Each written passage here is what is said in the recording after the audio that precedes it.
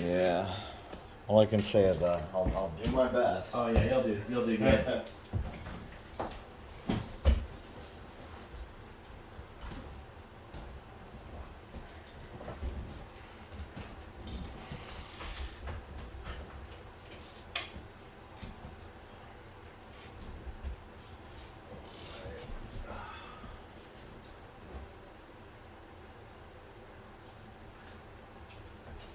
Can we turn these little Yeah, I can lamps on in here? turn what on? You've got, just the lights on that you've got. Maybe Oh, that yeah. lamp and Yeah, dude, that'll just help.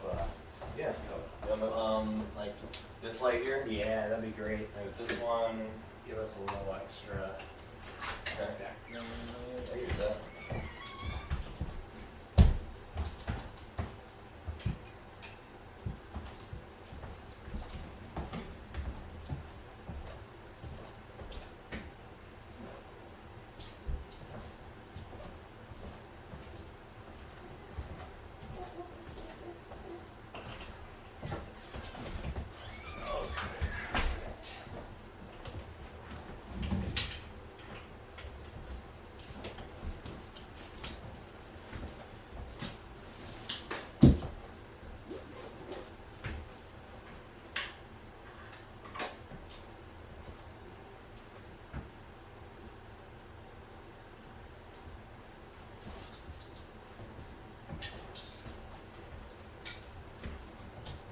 Are these fans gonna interfere with any sound or anything?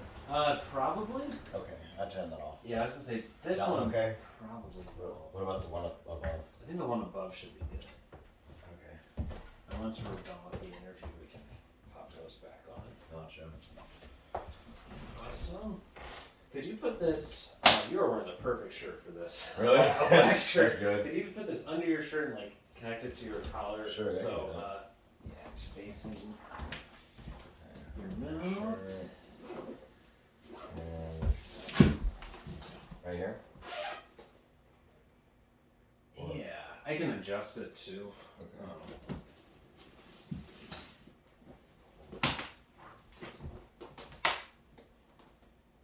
Yeah, this is looking pretty good. Yeah, these lights help so much. Thank you. Yeah, yeah, no worries. I always turn the overhead one if you need it. You gonna do that I one? think we could be okay. Well, actually, could we turn it on? Yeah. See. Oh shit. I set a trap. Yeah. Right here. I forgot. There you go. Yeah, actually, I think more light is better. Yeah. I can do this different.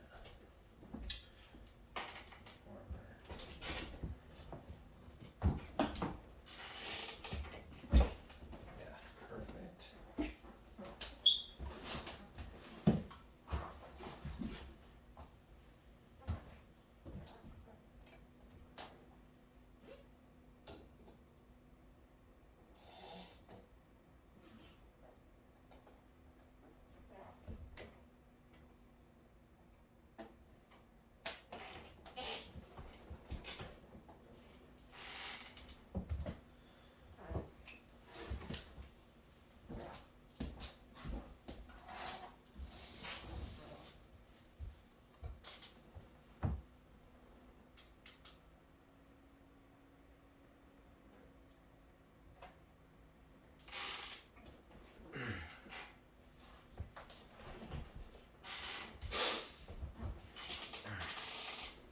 Great.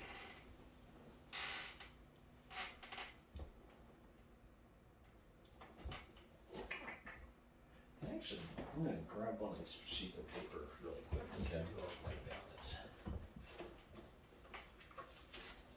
So this is more of like to see like what my life is like rather than to see how knowledgeable I am. Or is this like Yes, totally. Okay. It's really just like, what is your experience with the metaverse, and how does that how do you feel about that basically? Like, so it's way less like give us your give us all your secrets and all your wisdom wisdom and stuff. yeah. Actually, I know this chair looks good, but I think because it's wiggly, it's gonna. Oh yeah. Can we switch chairs? Yeah. Yeah. I could do that. Maybe even put that chair at your table. Yeah, perfect.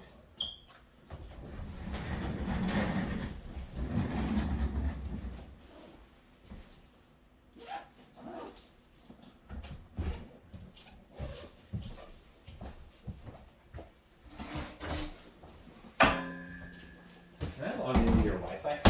Oh yeah. Let me get the password. Okay. It should be what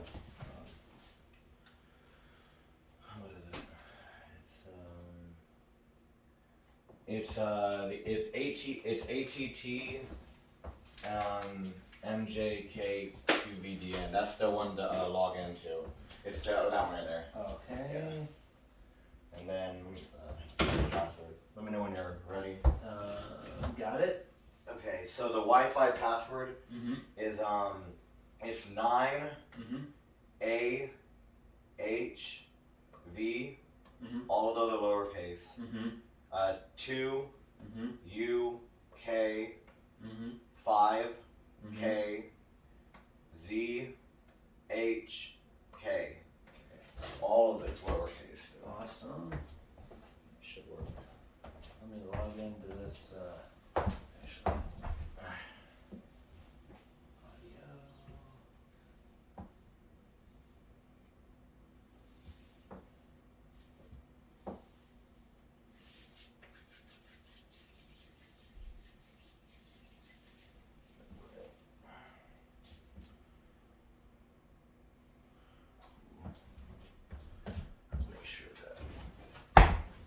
Make sure that I'm rolling too.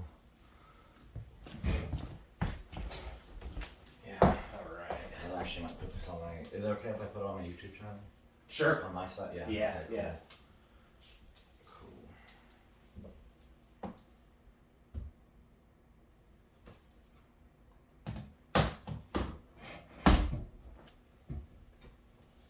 Yeah. I think this is looking pretty good. Sorry for the floor smacking. It's all good. Great.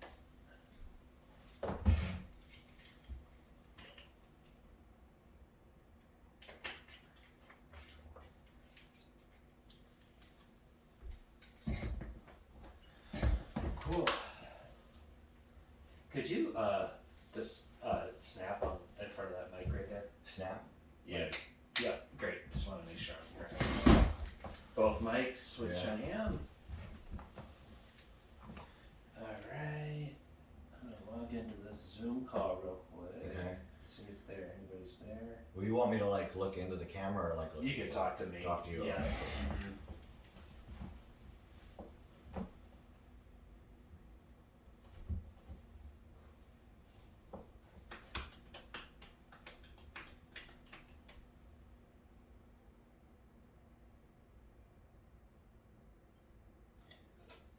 Hello. Hi, Carlin. How are you? Hi. Good. This is. I'm with Cantor. I'm just not listening. You're gonna listen in? Okay. Would you like to have a video going? If it's easy to do or helpful, that's great. Audio works too. Audio's good. Okay. I'll stick to audio so I can read the questions from my computer. Totally fine. Okay. Cool. Awesome. Thank you. Thanks for listening in, and yeah, please interject if you have anything that yeah. Oh, we got Devon I'll here. drop stuff in the chat. I will not bother you. Oh, okay. Well, we've got Devon here and Devon. Devon. Thank you. Yeah. We've got Devon, and yeah, we are getting ready to roll. Yeah. Okay. Cool. Thanks, guys. Thank you. All right. Let's see. Let me grab my questions. Feeling good? Yeah, I've been trying to hype myself up all day. Usually before these, I've got to like get myself in the get myself into that mindset, you know. Mm-hmm. Well, everything sounds good. Okay. Yeah. And if you could just sit up for me. Okay. Yeah, that's perfect. And it doesn't have to be super straight, just perfect. You good? Okay. Yeah, this looks really good. All right, so I'm going to start rolling. Okay. Can you first tell us briefly, well, actually, really quick, can you give us your name, age, and the city you live in?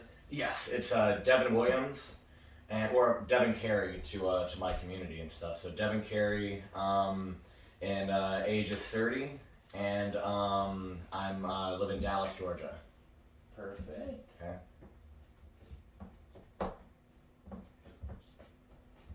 And so, going forward, if and I'm very actually, could you put the mic through your shirt, under your shirt? Oh yeah. Yeah. Whoops. Slipped up. I asked you to move too much. Yeah. right here. Good. That's actually, I'm gonna really quick. Let me, if you don't mind me No, that's fine. hiding it for you. Sure. Where are we gonna put it?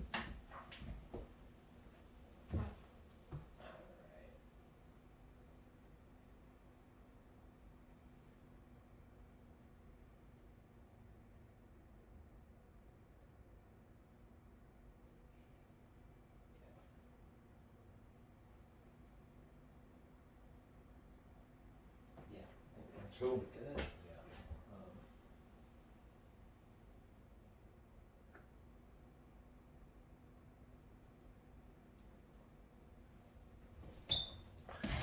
Alright. Yeah. Make sure it sounds as good as it looks. And Perfect.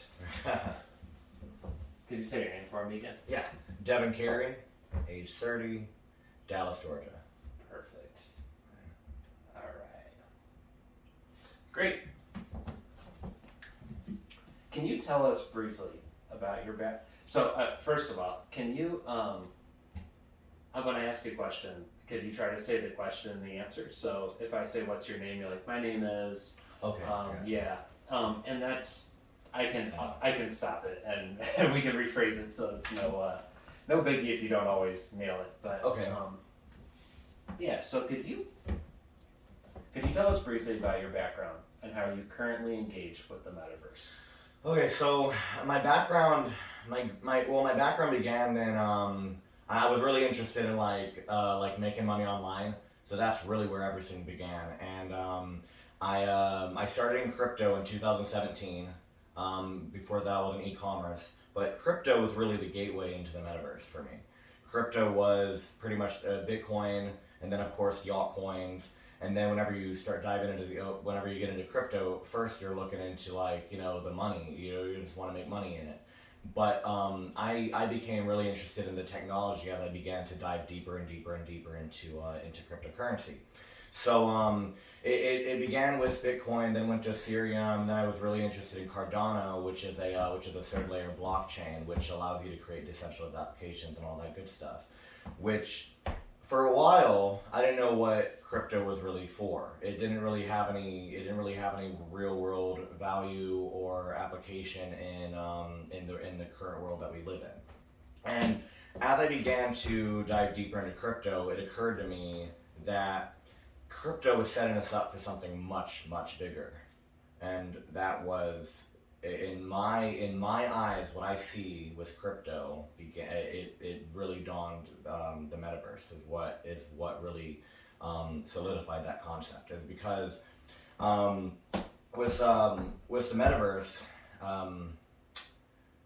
wait, hold on.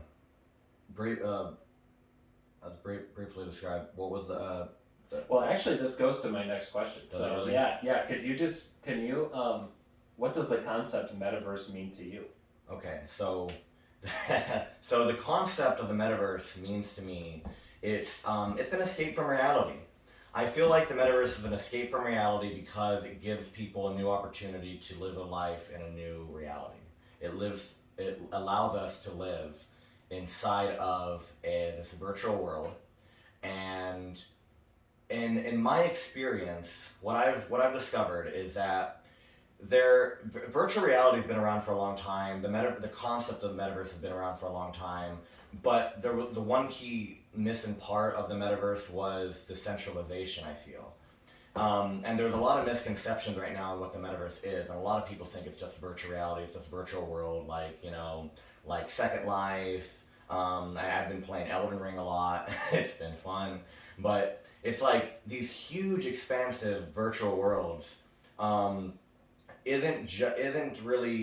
Doesn't really capture totally what the metaverse is, and that's because NFTs need to play a huge part in this space.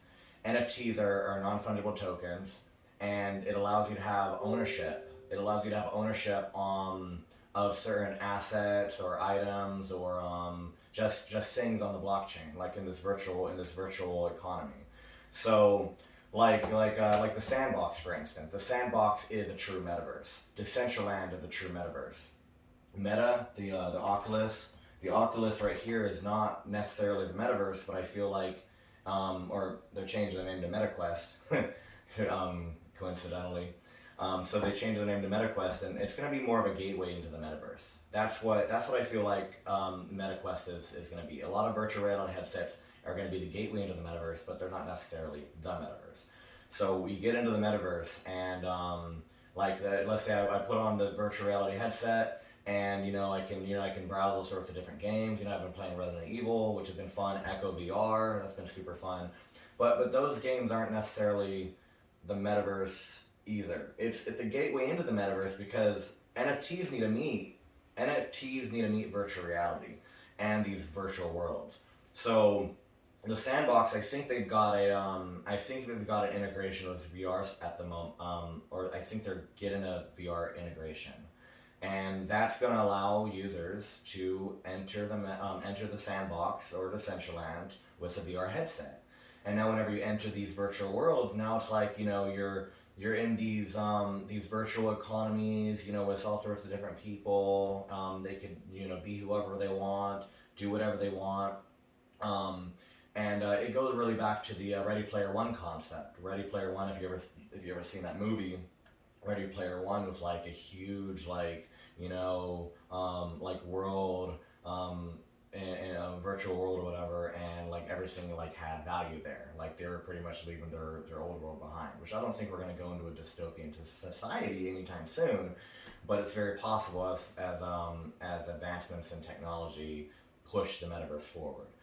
So, going back to the sandbox, the metaverse, I think the sandbox is very symbolic to what the metaverse is trying to ultimately become, and Decentraland as well, and then another Blocktopia. There's hundreds, but they're all in their earliest stages, and a virtual world in and of itself, in my opinion, because there's really no right answer in this, is a virtual world is not a metaverse. It needs NFTs because that creates ownership of assets and makes things matter. So you could let's say in the sandbox, as I was saying, it's symbolic to the metaverse. You could buy plots of land, and when you buy plots of land, you can create experiences on top of them. You can create, events. You can create all sorts of things on these because you own it. The sandbox doesn't own it. It's not like in a normal video game where you buy, let's say a legendary sword or something in Elden Ring. You don't own that. It only exists inside of that game. But in the metaverse, these assets exist on the blockchain. So they're not necessarily, they don't exist inside. It's not just like a game. There's an expand. I don't know what I'm trying to say here. Yeah, I'm losing my thoughts. Oh, that's okay. You know what? Because we have a lot of questions and we're going to cover a lot of this. I'm totally kept rambling. No, it's all good. I think this also helps us get a sense of what the layers of this is for you and for other people. So with all that in mind, what is the purpose of or how do other people in your network engage with the metaverse, and how many people do you know who are participating in the how many people do you know who are participating in the metaverse? And are you a leader among your peers? So I guess let's start with that first question. How do other people in your network engage with the metaverse? So, other people in the metaverse engage, or other people in my network that engage in the metaverse. Well, first I want to mention I have a community. It's called Metaverse Secrets, and it's about 9,500 members. So I've been growing this for since the end of last year. And so I've managed to get a sense of how people are using the metaverse right now, and a lot of people are creators. A lot of people are creating in the metaverse. They're creating NFTs, assets. They're playing some of these play to earn games, like there's Axie Infinity, the play to earn game, which is sort of its own metaverse. Where you can when people are buying these NFTs, these characters, they're buying these characters in Axie Infinity, and then you're able to use them in the gameplay, and then you can earn money from it. And there are entire and people in my group too, my community. There's people in like the Philippines that have managed to replace their jobs with play to earn game models in the metaverse. So it's really fascinating to see how big of a shift this is around the world right now. A lot of people like in the Philippines, they're that's a very like third world country. They're a very poor country, so they don't have as many resources and money as we do in here in America. So the money that is made in these play to earn games may not necessarily be it's not like life-changing money, but it is in certain parts of the world. And the great thing is that anyone can access it because it's open source and it's decentralized. So it's not like seclusive to a centralized organization. And that's why they're able to do it, because these assets, these characters, whatever, like NFTs in general, are stored on the blockchain. So you're able to store these assets into, say, a digital wallet, and then they belong to you. They don't belong to the game itself because they're in your personal wallet with your own private keys and all sorts of stuff. So it's very it's been a huge benefit to people around the world, and it's helped a lot of people with these new models that are coming around. But the thing is we're still in the 90s of the metaverse, just like not the 90s, just like the internet was in the 90s. That's how we are with the metaverse right now. I feel like we are in the earliest stages of the next revolution of technology. That seems like a pretty good point to pivot to. How many people do you know who are participating in the metaverse? So I guess how many people I guess I want to divide this into two parts. How many people do you know in your physical life that you've met who are participating in the metaverse? And then could you then maybe say how many people you know digitally? Yeah. So in physically, it's really not that many, and that's really why I feel like we're so early, because for the longest time I was the only person that I knew who was in crypto, personally. Everyone who online that I knew, I made a connection online with people who were, hold on, what was the question again? Can I ask you to sit? Oh yeah, a little bit, just for framing. Sorry. No, you're totally good. How many people do you know, in your, I guess right now, how many people would you guesstimate you know physically who use the metaverse?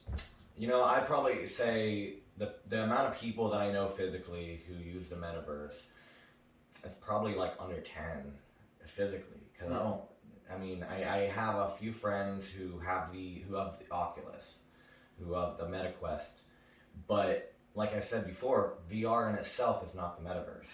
Mm-hmm. It's there's a lot of pieces that are like VR over here being developed, NFTs are over here being developed. These metaverse ecosystems are being developed. So you have all these different parts. Blockchain is being developed. The cryptos are being developed. And then at some point, they're all going to start to migrate to one another. They're going to connect, and then we're going to have a fully fledged metaverse, much like Ready Player One. Is what I see happening within the next 10 to 20 years. Mm-hmm. Well, it'll be like Ready Player One. That's what I ultimately see. But like I've introduced people like friends to like the MetaQuest, the Oculus. So, but like they're not like hugely involved like involved in it as much as I am. And I feel like once we add another level of, I hate to say this, but addiction to the metaverse, there's going to be more and more people that are going to migrate to it. Because right now, everything we've got is pretty much an addiction. Our phones, social media, and it's all sorts of stuff. And that's ultimately what's going to happen with the metaverse.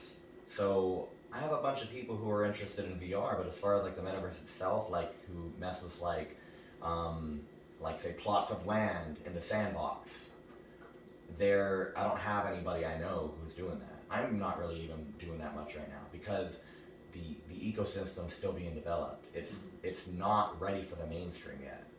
So how many people are in your metaverse network? In my metaverse network online, I've got about 10,000 online. So my metaverse secrets group has 10,000 members, and I communicate with a lot of them. I have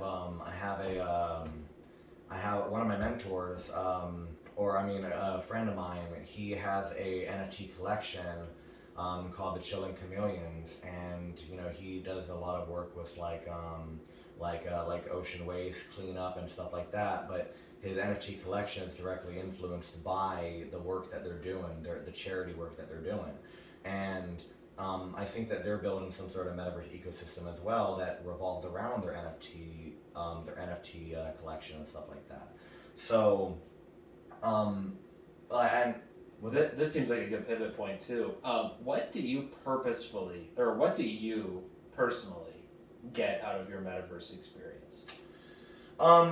Personally, what I get out of my metaverse experience, and actually this actually I think will help with the last question as well. What I personally get with my metaverse experience is it gives me a very common, I like to meditate with my MetaQuest. So I personally will enter other virtual worlds and just be calm. I love to do that in the morning actually. I love to just take myself somewhere, in the world. And you never were able to do that before in the past. And now we have this technology that lets us see and go anywhere, And so I would say that, for the purpose of this question, with using the MetaQuest, it really gives me, like I said at the very beginning, an escape from reality. We need an escape from reality because there's so much craziness going on in the world right now that sometimes you just need to you need to escape the grind. You need to escape the grind, and that's what I like to do with the MetaQuest. And as far as the question was impact my life, right? Yeah, I think you've answered it pretty well. Yeah. And to kind of close this introduction of broad metaverse stuff, if you were to simply describe the metaverse to someone, a family member with no knowledge of it or real concept of how it works, what would be your kind of simple go-to? What's your simple pitch about what the metaverse is? So if I was going to pitch this to a family member or friend, I would say it's basically a 3D immersive version of the internet. It's a three-dimensional version of the internet. It's really just that simple. It's virtual worlds. I'd say it's virtual worlds. You can I think that, Yeah, I think mean, that's saying pretty it's a much it. 3D virtual version of the game. I is mean, I was like trying to expand, but I mean, that's No. pretty simplistic. I think you got it, yeah. Can you walk us through how you engage with the metaverse? Like, you kind of did a little bit when you were explaining that it's meditative, so can you Yeah, say, like, I do more than that too, so. yeah, like, what is a day in your life in the metaverse? So, a day in my life in the metaverse. Like, a day in my life in general, to kind of walk through, or like... Yeah, I think, like, what are, if you were to describe an average day on the metaverse, in the metaverse, what would you be doing? Like, I might first do this, I might then do that before bed. I think it's really hard to say at the moment, because the metaverse is not fully developed like it could be yet. And the thing is like the day in life with me, let's say that all right, so I want to say, because really what my mind is migrating to right now, well, we don't have it yet, but I know it's going there, is Ready Player One. If when we get to a point where you can put on the headset and you're in this expansive virtual world where, you know, there's like, you know, there's outside malls, you know, there's stores, there's there's the app inside, and it's probably the earliest form of the metaverse is the multiverse inside of the Oculus, which allows you to I would go, actually I did do it too. I went into the multiverse, and in the multiverse, like, anybody could enter it, anybody could access it.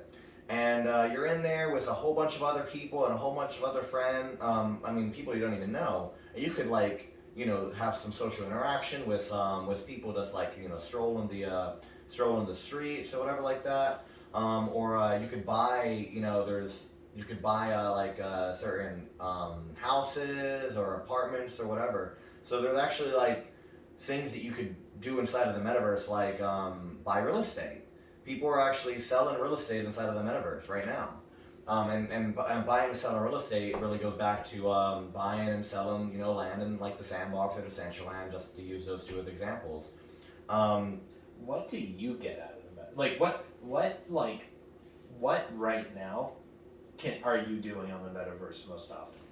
Okay, so I'm building. Okay, so what I'm doing right now is not necessarily inside of the metaverse. I'm building right now I'm working on, with a couple of other partners, we're trying to open up a virtual reality arcade in Georgia. And I'm doing this because I actually want to introduce the metaverse to the masses. So I'm not personally doing a whole lot myself inside of the metaverse. But I was flipping NFTs for a little bit. So I was like, I'd buy an asset in the because it would be the metaverse essentially. I'd buy an asset in the metaverse and I'd flip it for a profit.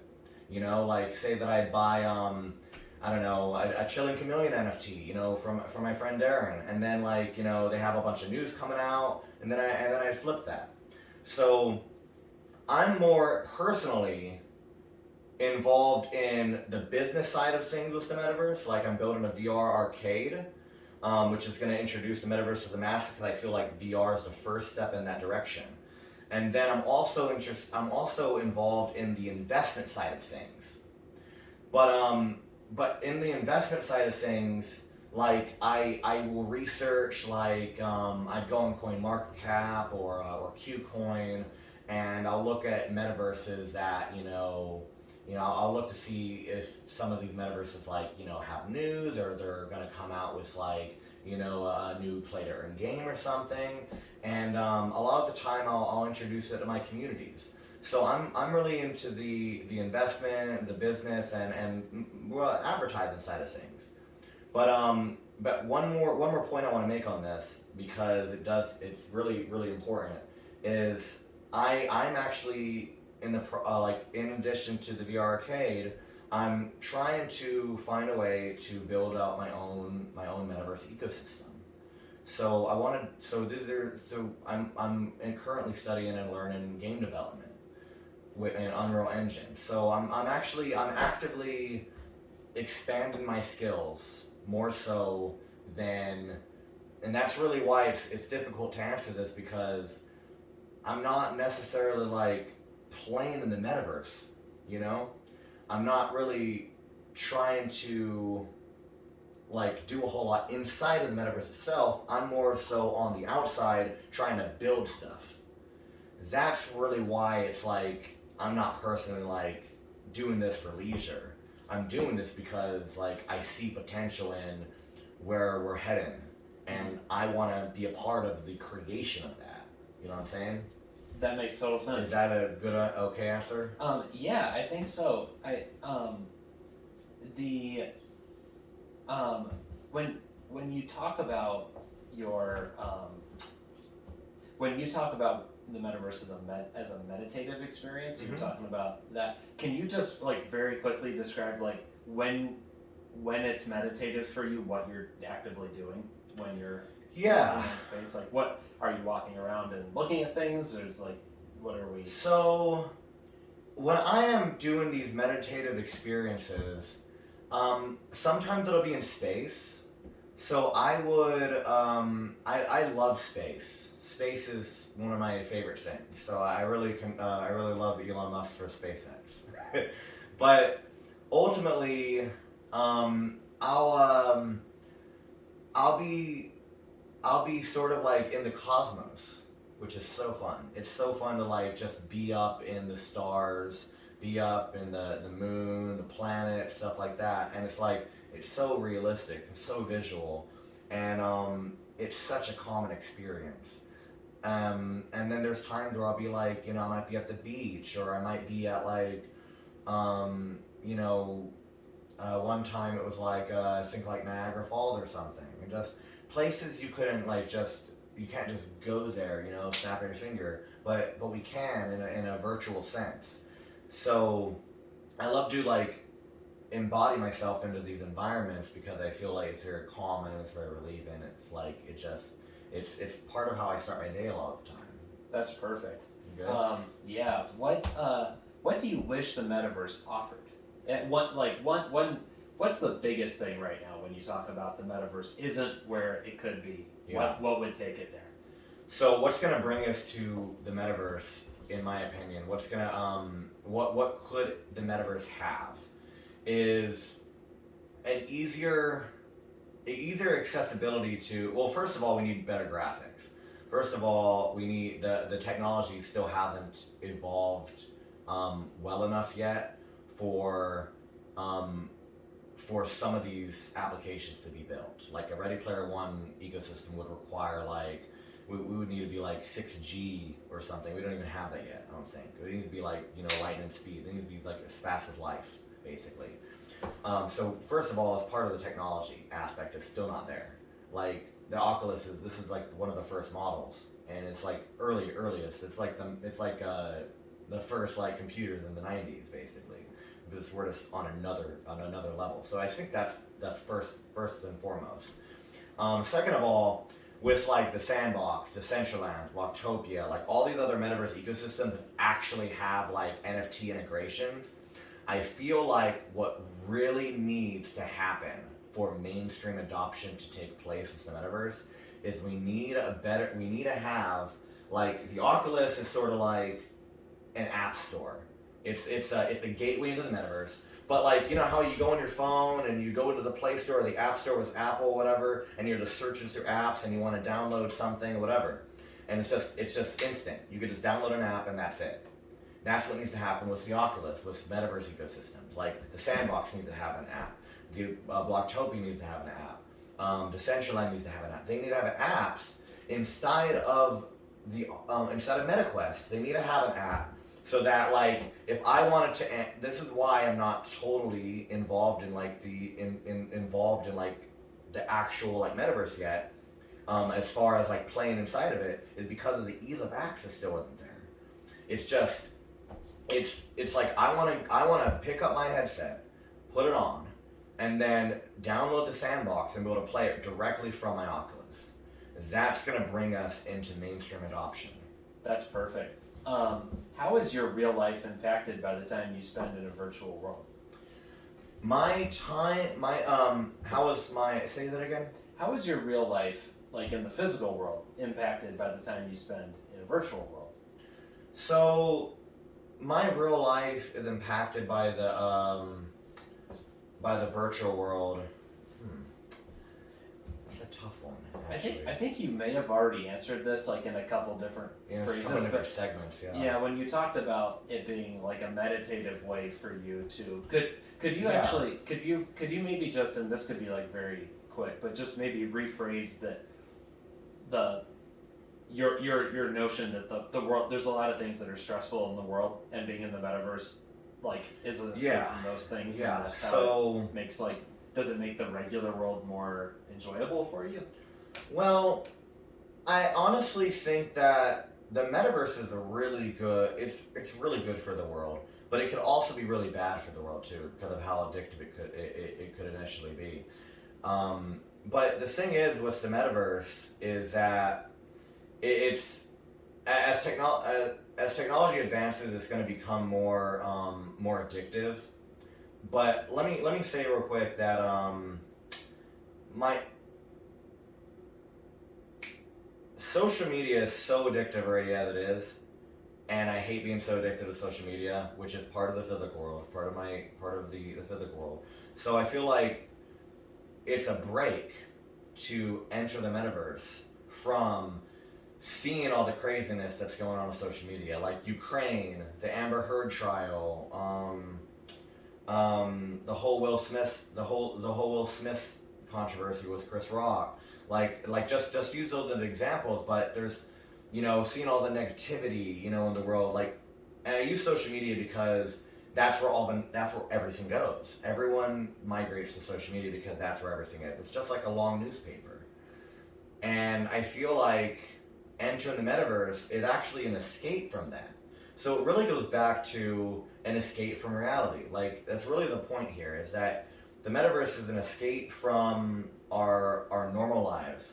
So with it being like how my virtual world experience is impacted by, or the physical world is impacted by my virtual world, is that it really gives me an escape from everything, including social media, including just those sorts of things that are just negative in the world. And I just like to get out of the craziness every once in a while. That's great. That's okay. Sorry, I struggled with that one, man. No, and you also got one of our next questions, so that was great. Describe one of the most exciting, and this could be just like one example of like one of the most exciting experiences or features you recently discovered related to the metaverse, and why that was exciting to you. Wow. Well, when I finally understood what NFTs were, because NFTs is going to be a huge part of the metaverse. I don't think the world realizes that yet. The world really doesn't realize that NFTs are going to be a huge part of the metaverse.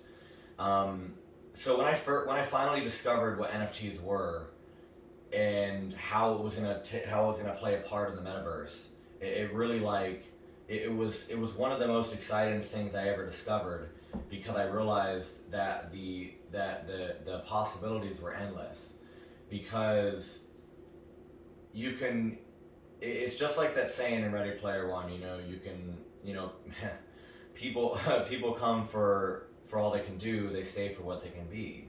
I think that was the saying, something like that. But it's like whenever it comes to gaming, and it's a dream to many people that they could make money playing video games. That's becoming a reality because of NFTs embedded into the metaverse, because NFTs are almost like computer applications. They're computer applications embedded into an asset. And now in this asset, you're able to build or create anything you want. And now when you do that, you can monetize that experience. That's why it's so exciting. You can monetize the experiences inside the metaverse, inside of the actual metaverse, like when that actually becomes a thing. And there's going to be multiple metaverses. It's not going to be it's not just one metaverse to rule them all. It's going to be, metaverse is going to be like websites. They're going to be like locations to go. That's what they're going to be. And that's what was exciting to me is that the ability to make money playing video games is starting to come to fruition. It's still like in the earliest stages. That's why it's not like a huge factor yet, but I can see the development undergoing. You know what I mean? So That's perfect. yeah, that's good. Yeah, I think that's great. Good. How do you connect with other people in the metaverse, and can you describe like some of your more meaningful connections? So how I actually connect with others in the metaverse, and some of my more meaningful connections is well, honestly, my very first experience with the metaverse when I first got it, or the MetaQuest, was Echo VR. Echo VR is kind of like it's like an esports game, and you enter it, and other players are there, and they're actually real players. So it's like it's very like open source almost. I don't know if it's open source. I don't know if that game is specifically, but like with it being the earliest stages, it's really hard to determine the factors of this. But with Echo VR, it's like there's other players in there, and I was able to like play Echo VR, meet friends in there, while playing the game. So I was able to meet friends while playing it, and that's what was so cool is that it's like I was just able to enter this without any invite or anything like that, and anyone else could also be in there. And now we're like playing this game together, and it's like you can make friends that way. And I feel like that was one of my more exciting and meaningful experiences when I first got my hands on the MetaQuest, because it's one thing to like, because prior to that, like I was involved in like this the sandbox, Decentraland, all that, like just like researching all these metaverse ecosystems, but I didn't fully capture the value of it until I got VR, and VR is, like I said, VR and the metaverse are separate. They haven't quite met yet, because it's like some of these metaverses aren't quite in there yet, but I feel like I was able to really capture the potential of the metaverse when I played Echo VR for the first time, and in times that I played after that, because I was able to meet new people, just like I did like in the multiverse.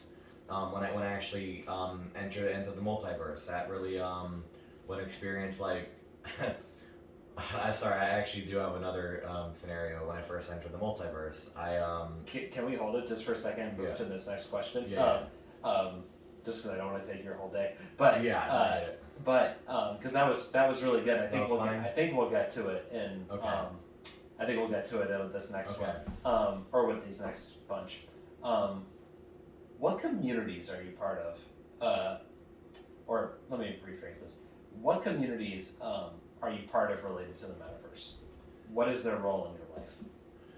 So the community that I'm a part of in the metaverse is of course the one I created, which is the Metaverse Secrets.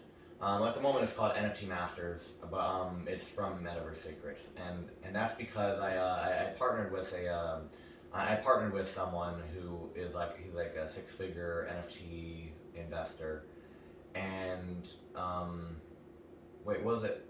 Say that question again real quick. What communities are you part of related to the metaverse? Okay. Yeah, like I said, obviously Metaverse Secrets. I'm also a part of like the multiverse. I was just saying that. So I mean, to really go back to that, I mean, the multiverse is one of the new communities I joined. I mean, it's sort of a metaverse in and of itself, and what other community am I a part of? I think I mean, I'm a part of a bunch of Facebook groups too. Like I'm just a part of a bunch of different Facebook groups, and their involvement like in my life has been has been super, super rewarding because I'm learning a lot from them. They're learning a lot from me. I'm getting a lot of like insight into what I personally want to do in the metaverse, you know, because that's good, I guess. That's perfect. Cool. Yeah, absolutely. The Describe typical interactions with people in the metaverse. So, what's been your experience meeting and interacting with others in the virtual world, and how do people behave similarly or differently? Okay, so from my few experiences with like the multiverse and Echo VR and like I remember. I remember when I first entered the multiverse, I was like, what the hell is this? Like, I was like walking around and trying to figure out what to do. I didn't know anything. I don't know what in the heck was going on. At this point, I've already been like involved in, crypto and the metaverse stuff for a while, but it's the first time I was actually in VR metaverse type of thing. And I think the multiverse it's actually going to become one of the first metaverses that will exist, like with NFTs and everything. And I remember there was a really friendly, just user, friendly avatar. I don't know what you would call him, something, who like came up and was like, it's like, oh, this is the metaverse, man. Like, let me show you around, whatever. And I was like, all right. So I'm just like going around with this guy, and he's just like kind of just. He's helping me out, figure some stuff out, like almost like a tour guide, which is super cool. And I think tour guides are going to be a big thing in the metaverse. So it was just really cool to just meet someone like this who were super friendly. But then on the flip side, like I said, the metaverse is open, so anyone can join. So it's like you're really getting scenarios where like you hear some of the worst stuff. Like people are like cursing. There's like 6-year-olds in there. There could be anywhere from 6 to like 80, and it doesn't matter because there's no rules. That's why it needs to be governed. At some point, like we're gonna need some sort of governance. But can I actually use this as to pivot to the next question, because I think this is the perfect transition. Sure. When you think about accessibility related to the metaverse, what you're talking about, like diversity, inclusion, what comes to mind and why? So like when are you seeing a lot of diversity and inclusion in the metaverse and the types of people using it? I think that the metaverse is like, I personally feel like the metaverse is going to be great for the world because there's a lot of diversity. Anyone can join. It's free. It's almost free. It's totally free speech. I mean, you want to be courteous. You don't want to be disrespectful or any of that stuff. But unfortunately, there's people who are going to do that because it's like it's so free that it's like anybody could go in and like do whatever they want basically. Like it's really like it's really diverse. There's a lot of different types of people, and the great thing is, here's the best part, is that when you enter the metaverse, depending on where you want to go into the metaverse, you could actually be whoever you want. You can create your own avatar in any way that you want, any way that you could possibly dream. You can just do whatever. You can just create whoever you want to look like. And what's cool is that our digital identities represent who we really are. They represent who we really are. So now we get to really show who we are through the love of creation, and we get to be whatever we want. I love that. Are there any brands that you think of when you're in the metaverse that you see that are like good or bad at executing this? Wow. Yeah. So that's actually a really good question because any brands that I see in the metaverse, and I don't know if this is going to be a tangent.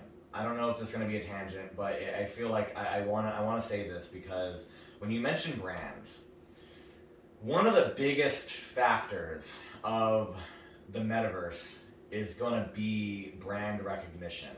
So brands like Adidas, Snoop Dogg, they're in the metaverse currently. The Walking Dead, they're in the metaverse. They got land in the sandbox. So Snoop Dogg actually just hosted a concert. He just hosted a concert in the metaverse. And what's cool is that NFTs are going to represent tickets. So NFTs are going to represent everything. And so it's always going to come back to that because it's like ownership. Ownership of every little part of the metaverse is going to be represented by NFTs. And like I've seen Snoop Dogg, I've seen Adidas in there. Nike, I think, is coming into the metaverse. I think McDonald's actually just bought some space in Blocktopia, I think. But when I come to brands, and what's cool is that brands are going to end up buying plots of land as the new marketing vehicle. If they're the new advertising vehicle, a new advertising shift coming about, and it's going to be in the form of this. Like I said, you can create anything on this plot of land. Well, you could also buy the land as advertising space, and you could buy the land and then put your brand on it. And then now when people are on the map of the metaverse and they're just strolling around, they're gonna see your brand, and that's gonna like send signals to you. And whether or not you have ways to do business with them in the metaverse or in the real life, it's gonna give you it's like now brands are finding another way to get in your face. And So what's a brand that's doing a particularly good or bad job when it comes to participating in like inclusion or diversity? Is there one on your mind? okay, so I think that was part of your other question, right? Yeah. Okay. Yeah, that's why I wanted to pivot to that. Uh-huh. I know I got with a tangent, but I feel like it was necessary for that rest of that question. Snoop Dogg is really good about that. He's huge in the metaverse right now, and he's a brand. So I'd say so, right? I mean, yeah. Why is he good at it? What's he doing that's Okay. So I'd say that he's good at it because he doesn't discriminate based off of who you are, but he doesn't care. He just wants to make the money. You know what I mean?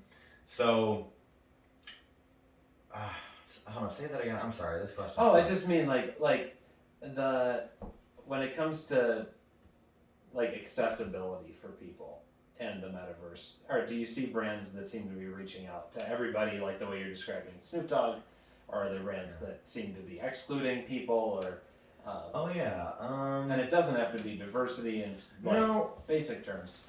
I don't think from what I've seen, I haven't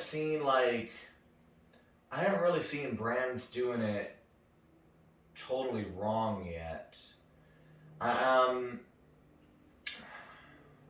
mean, I think the way you describe Snoop Dogg is interesting. I just want to like put a pin on that note. Yeah. Just can you just describe like, or just like in like a sentence or two, what you're saying about Snoop Dogg seems to be like, it sounds like what you're saying Snoop Dogg's for the people. yes. And he's kind of like he kind of keeps himself open to anybody who wants to participate. He makes a lot of announcements, I think like on his Twitter as well, about his involvement inside of the metaverse. And it's like with the ticket sales, he doesn't turn anybody away basically. He doesn't turn anybody away until because he got like a huge estate in the metaverse, like in the sandbox, which I might actually find it maybe in the B-roll later. I'll actually pull it up. So he actually had a huge estate in the metaverse right now, and he had a concert in there, which I think was accessible through VR, but like he doesn't turn anybody away. Like he actually you're able to if you could chill with him in real life, a lot of people would, but they can't, distance and stuff. But what's cool is that he's got his own avatar in the metaverse, and you could also have your own avatar, and now it's like you get to hang out with Snoop. You get to hang out with Snoop Dogg inside of his estate, but it's only accessible if you buy his ticket type of thing. And I think that would be a really great way to really did that answer your question? I think so. Yeah, I think it definitely does. it sounds like what you're saying is it's just like He's really the one that comes to mind and one I was following the most, and I could say some stuff about Adidas and whatnot because they just they did hold on, who was it I think it was Ubisoft or something. They got into the metaverse as well, and they started to actually like a lot of their assets. They released a lot of stuff in like as far as like items and weapons and I think I'm tangent now. I'm going on. That's okay. We have later questions that Okay, are kind yeah. of about some of this. Okay. So I think, and this next section is like emotional engagement Okay. with the metaverse. So we've gotten into most of this, but just to cover our bases. Okay. So what? Just like if you can just like briefly list what are some of your top benefits from your experience with the metaverse, the reasons you like to participate in it.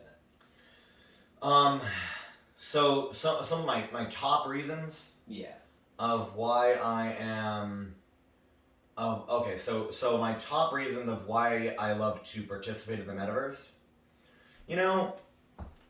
I think that my top reasons to participate in the metaverse is that it's gonna come back to I like to escape reality, but I love gaming too. I really love gaming, and both those put together is why I'm also like I'm also beginning this VR arcade because I really want to bring it to the people myself as well. My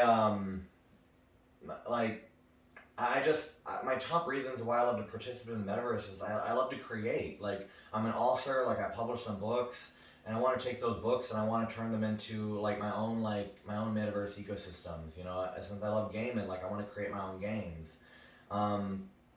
I love to participate in the metaverse in a different way than I think a lot of other people do, because I'm not necessarily looking at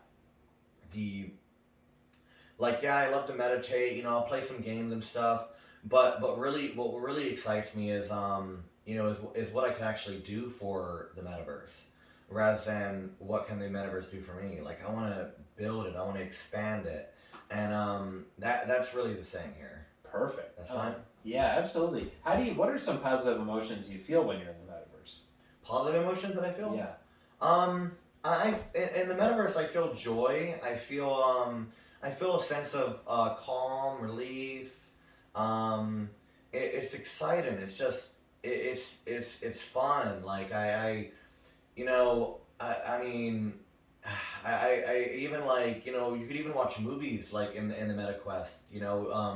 It's like almost like in a theater. You could set yourself up to where you're in a theater. You got like a instead of the 65 inch, like have a 125 inch TV, and just being able to do that and just relax, like not have to like watch the TV and like just have the Oculus on, just laying down watching a movie or a TV show or something.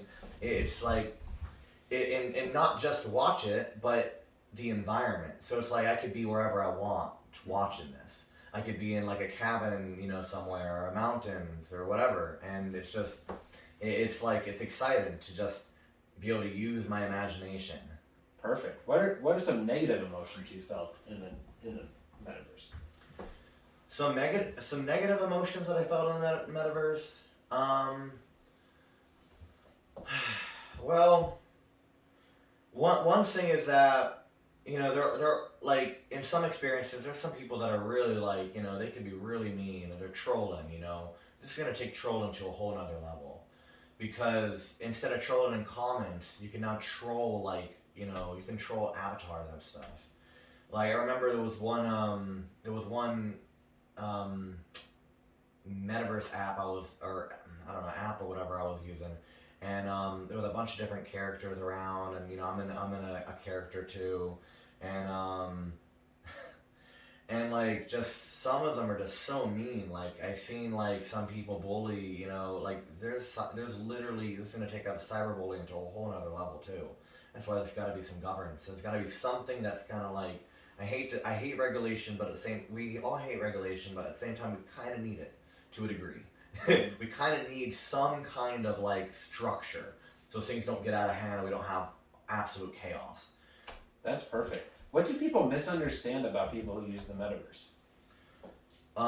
So what people misunderstand about people who use the metaverse is are you talking about what people misunderstand about the metaverse itself? I think more about the people. Like, do you feel that there's for someone who doesn't use the metaverse, they might think, oh, people who use the metaverse are like this. Oh, I got you. When they aren't. Okay, so in my experience, people saying that I don't think people are really invested into. Hold on. Let's see. What do people think about? Say that one more time. Sorry. What do others misunderstand about people who use the metaverse? What do people misunderstand about other people who use the metaverse? I feel like people misunderstand that it's not. I don't know if this is going to answer the question though. Well, it sounds like what are you thinking there's a lot of misconceptions about what the metaverse is? Yeah, I'm trying to put that with like I see what you're saying. Like the people misunderstand about like say me using the metaverse, rather than like what it is itself. Yeah. What people like think about like me using the metaverse. Oh shit! Sorry. I didn't interrupt anything, did I? You're totally Okay, good. Yeah. So, I mean, people think I'm just screwing around in VR, which is not really the case. I wouldn't say that's necessarily the case. It was like people think other people in the metaverse use it for.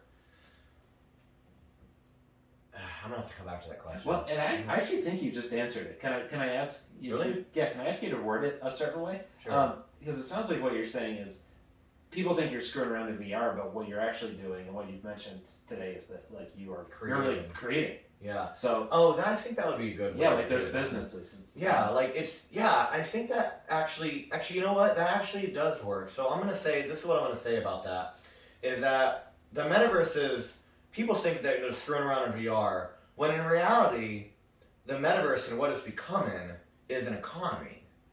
It's becoming an economy. It's becoming a new reality, a new world. Like, you know, we live in the physical world, and the metaverse is a completely new economy. It's like a country almost. Like, you know, we're in this country, you know, they're in that country, you know, this country, and then the metaverse is like basically its own like government almost. It's not quite yet because of, you know, the niche aspect of things.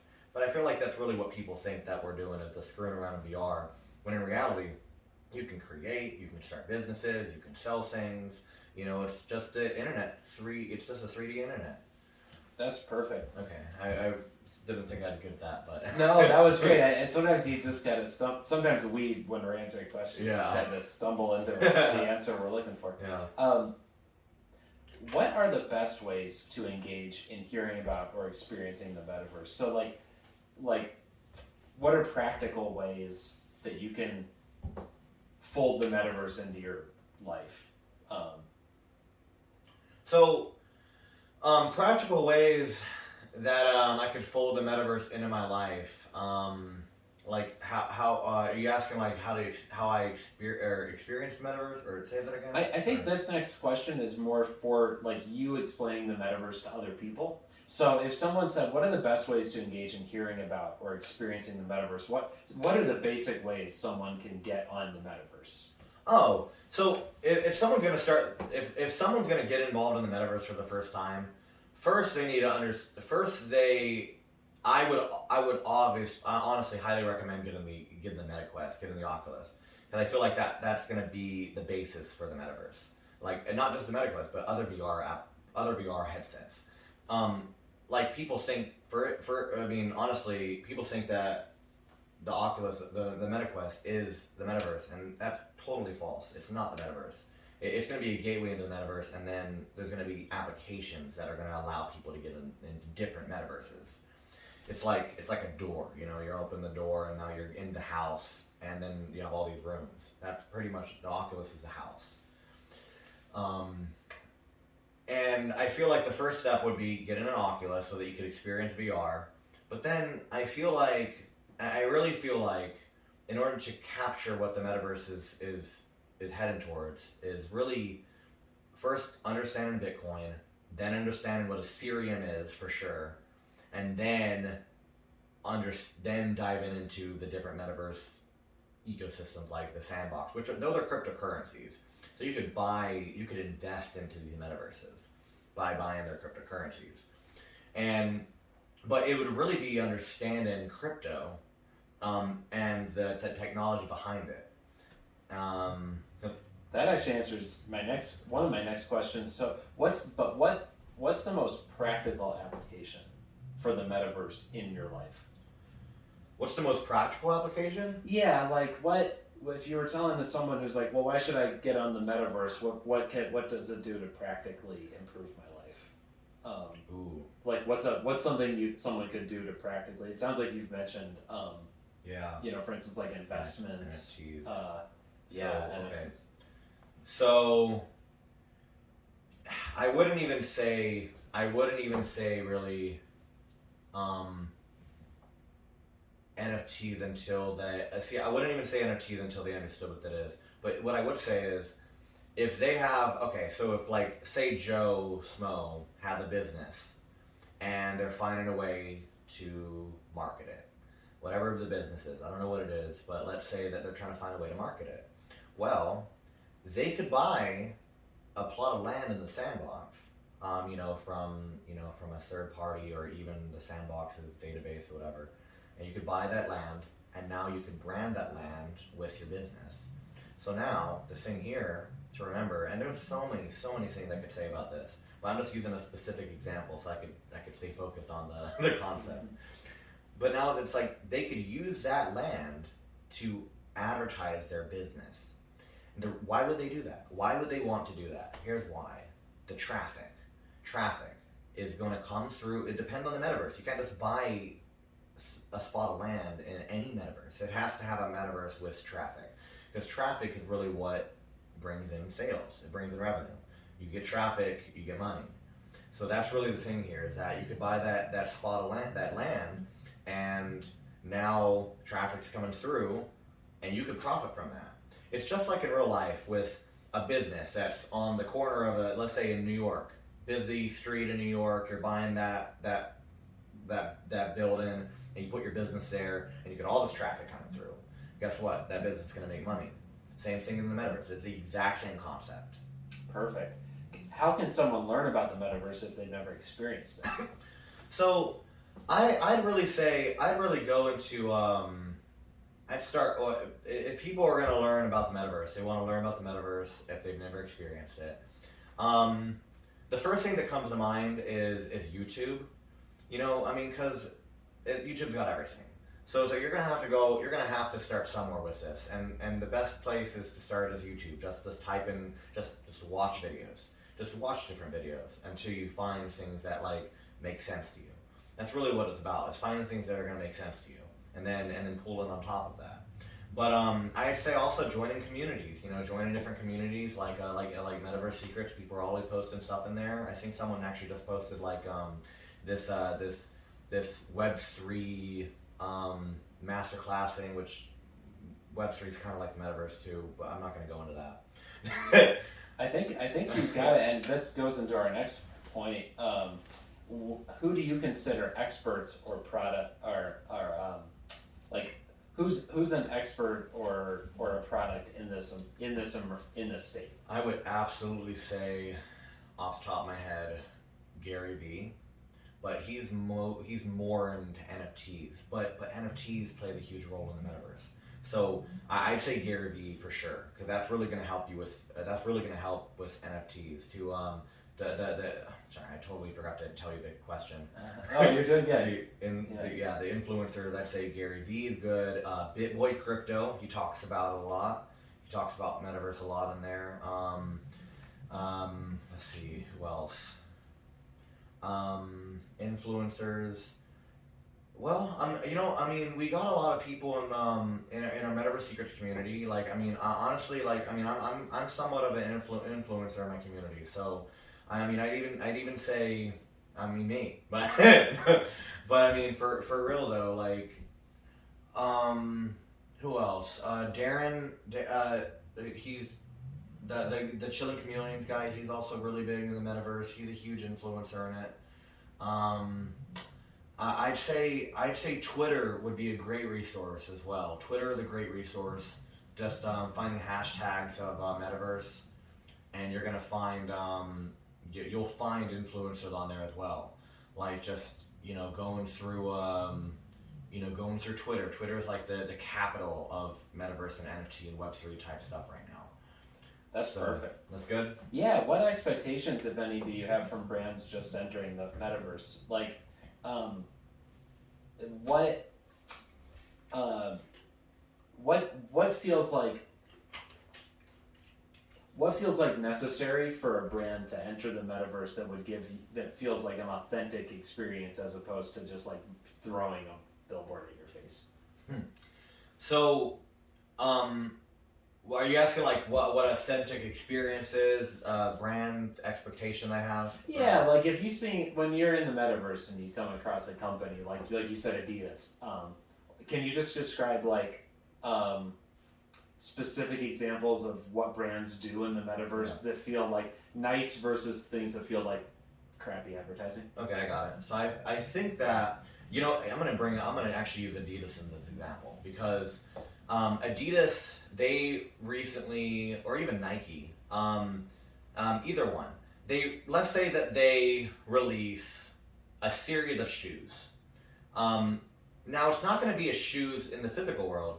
Here's the cool thing, is that these shoes are NFTs, but they're assets. So, like, say Adidas, for instance. Let's say they drop a new pair of sneakers for your avatar, right? You can buy these sneakers in the metaverse, but you can buy them from Adidas itself. And now, hold on, I'm gonna go through this thought process. You buy the sneakers themselves from Adidas. They're in your wallet. You can actually pair that with your avatar. So now your avatar is wearing these cool sneakers from Adidas. You're representing this brand. You're representing Adidas because you're wearing the sneakers. Here's what's cool. This is why it's gonna be huge. NFT sneakers, they're sneakers, but you own them. You can resell these sneakers on the blockchain to someone else and make a profit from it. And this brand, Adidas, they get secondary commission sales. So Adidas sold you these shoes, you have them, but now you own them. Adidas doesn't own them anymore. You own them, and they're in your wallet, and let's say you're done with some, you want to sell them, you want to get something new, you sell them, and now you make profit off of these sneakers, which actually, what's cool, is a lot of the time, instead of in real life where the value goes down, a lot of the time the value goes up. So you could actually make a profit on it instead of making a loss on it. And the reason why is because there's a scarce supply. Scarcity creates demand.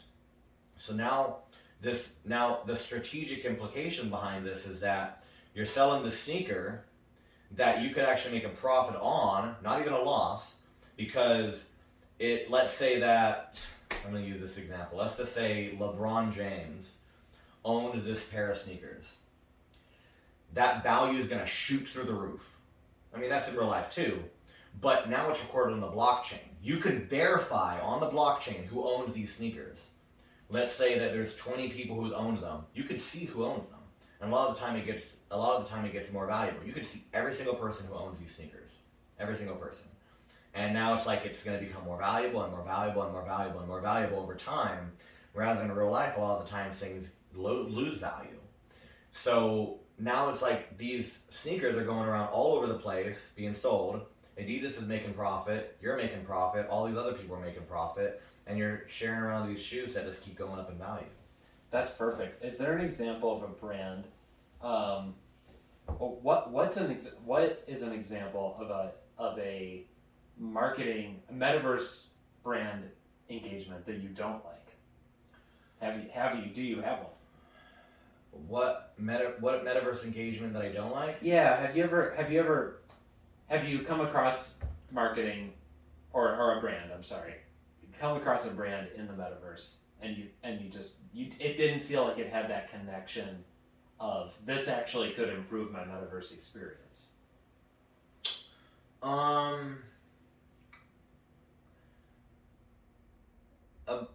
brand in the metaverse that I don't like is your question? It's more like, can you think of an example of a way brands have exist in the metaverse that just doesn't So improve the experience for you? here's the problem that's going to be it. That's actually I should address with this question is that I feel like there's a lot of scams that were in crypto, and that's going to migrate into the metaverse because you're going to have these brands that aren't going to fall through with their promises. Like at the moment, I don't really have any specific brands that like I just don't like. Like not yet, because I mean I'm still pretty new in like the actual interactivity of the metaverse itself, like inside of it. I'm still new to that concept. I've got a well-rounded knowledge of like all these different pieces of like what like where we should be heading, but like as far as where we're at right now, it's not fully developed yet to really capture this question. So I feel like I feel like just I don't know if this is gonna answer it, but brands are gonna like not fulfill through with their promises, and they're gonna scam. They're gonna like say they're gonna have an NFT collection with all these benefits, and in order to actually experience these benefits of the of their metaverse ecosystem, their NFTs, you've gotta do this or do this or do this, and a lot of them are not gonna like they're not gonna fall through with their promises. They're just gonna like they're gonna it's basically they're gonna scam you. And I feel like that's really the only thing I could say with this, because there's not really a whole lot I have on the negativity side of things. That makes sense.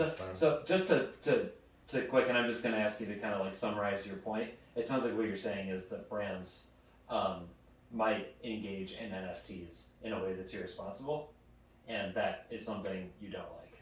Yeah. So brands are going to engage in the metaverse and NFTs.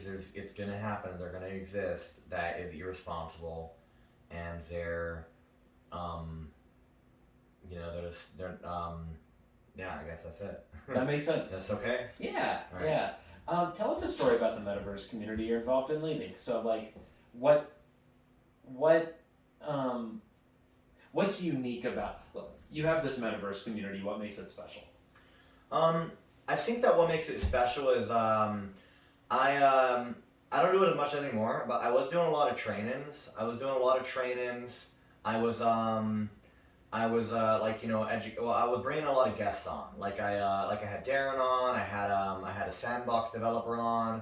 We do a lot of training and teaching people how to actually utilize the metaverse. And when I say metaverse in this context, I'm really talking like Decentraland, Sandbox, those types.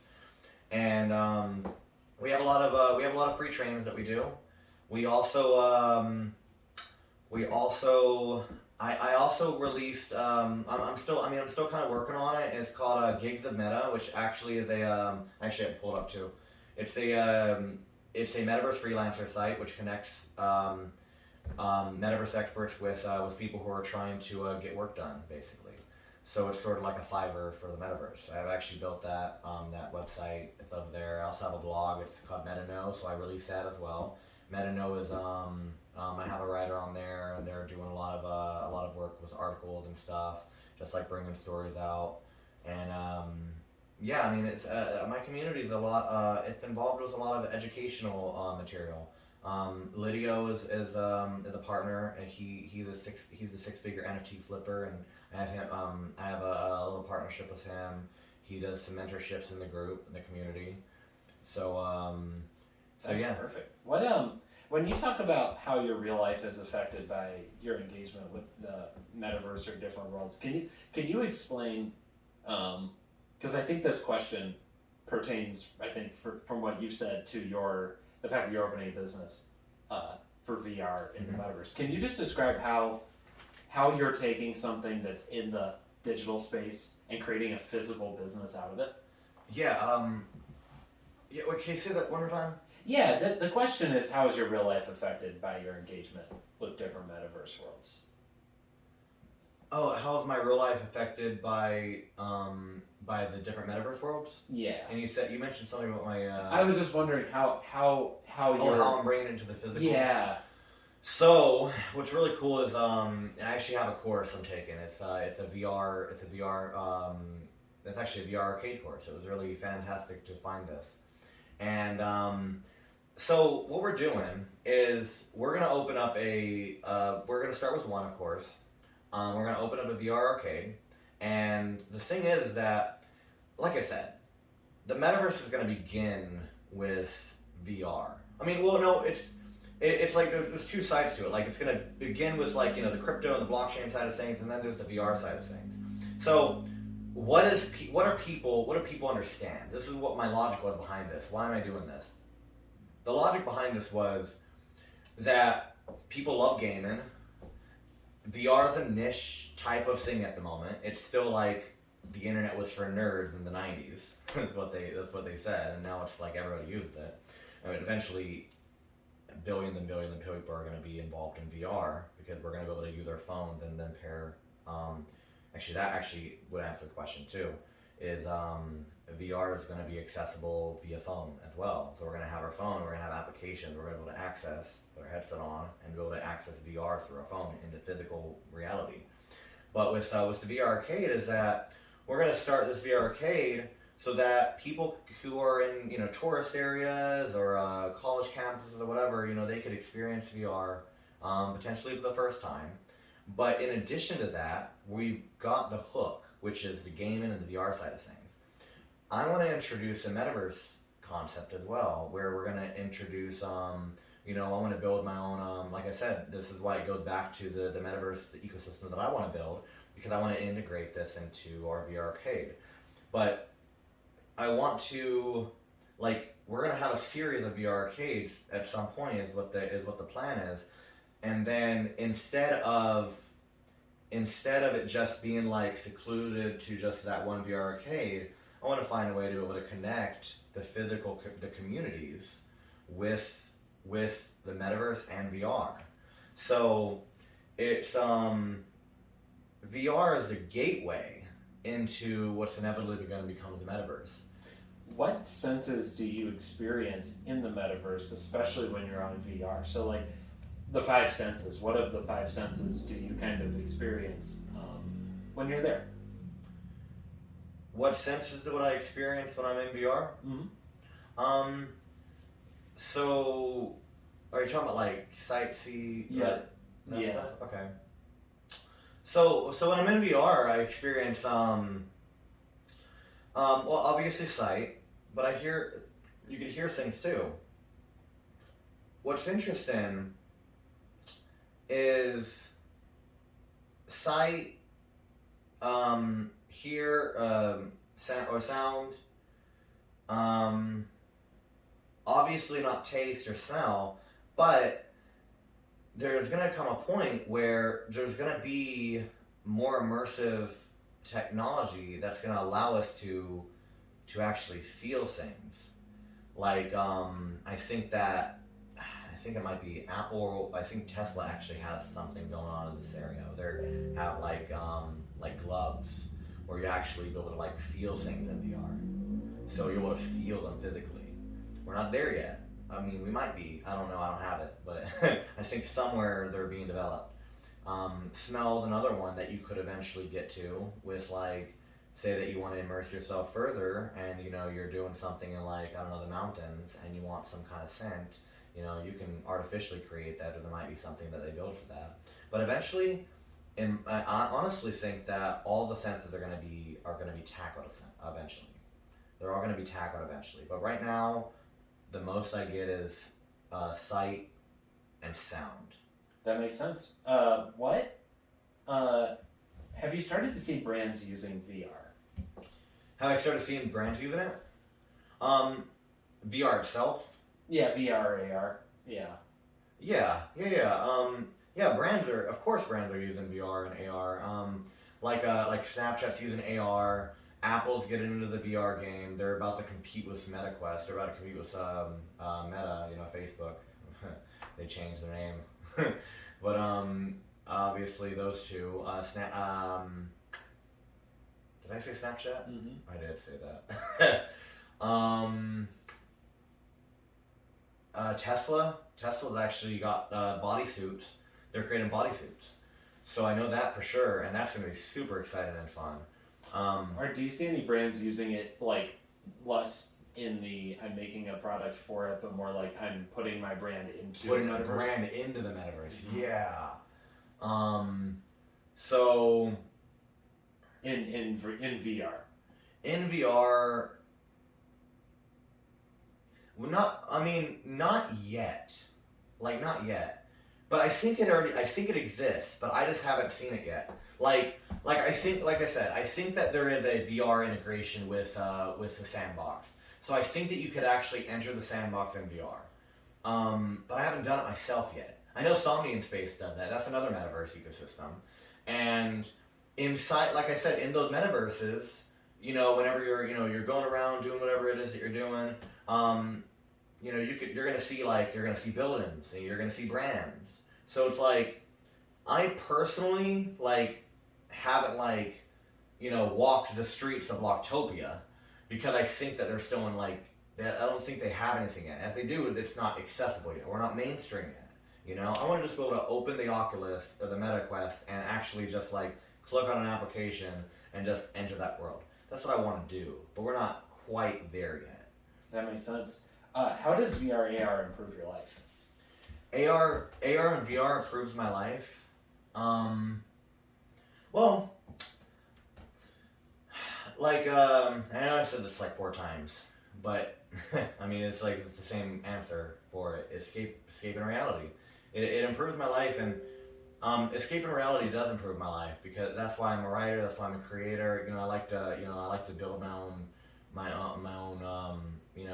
things and imagine it. It helps with imaginative details. At some point, and I'm pretty sure this is gonna improve my life, I'm gonna be able to get some kind of embedded keyboard with the VR headset and be able to type in VR, see my hands in VR, and be able to write my stories, write my books. I get to potentially develop games in VR once I get good at it. And that's really what it boils down to, is that it's gonna help. It also I did have a couple meetings in VR actually, so that helped too. We would I've got team members all over the world, right? I got team members all over the world, and we had meetings in VR where we're in a little office space, and I had some friends there, and we were all in the same room, but we're all over the country, and I'm this is so cool, you know what I mean? So that's I feel like is a good way to stop that. Absolutely, yeah. What kind of metaverse worlds do you want to see? What kind of metaverse worlds? Mm-hmm. Existent or non-existent? That don't exist yet. Is there a metaverse world you're Yeah. Oh yeah. Okay, so there's 2. There's one that I want to go. There's actually both of them I want to create. And is that an okay answer too? The ones that I kind of want to build. Oh, totally. Okay, yeah. cool. What are the two metaverse worlds you want to see? So I wanted to create it's like a super metaverse where it's gonna be in space. There's gonna be planets, and the planets represent NFTs. Now each of these planets have a metaverse ecosystem. Like the Sandbox is one, the Decentraland is one, Blocktopia is one. And the thing is with these is it would be more about just partnering with them, not trying to be Elon Musk. That's not the point here. But anybody would be able to do this because you're basically given a business traffic, and they want that. They want more traffic. It doesn't matter if there's multiple of these. It's the fact that hey, Sandbox, if I contacted the developer, I've got your own planet in my metaverse that I created. Would you like to integrate and whatever? So now it's they're integrated into this planet in that galaxy of the metaverse that I'm going to create. And now it's all of a sudden I've got all these other metaverse ecosystems in this planet, and now you enter VR and you're strolling through space, and you can it's just a free world and a free universe. And that's what I want to create because, like I said, I love space, I love the metaverse, and I just envisioned having some kind of galaxy, you know.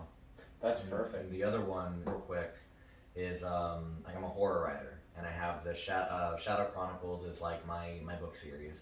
I want to create the Shadow Realm, so it's more of a niche one, but like I want to create a metaverse that's kind of like for horror enthusiasts and stuff. But yeah, those are kind of Ready Player One, of course. Anyway, that's all I want to end. Ready Player One metaverse. So. I love that. Yeah. We're coming into the closing segment Yeah. here, and you've already talked about all these things. So I think like just like bullet point reiteration is probably all we need. How do you use Bitcoin and other similar currencies? How do I use them? Yeah.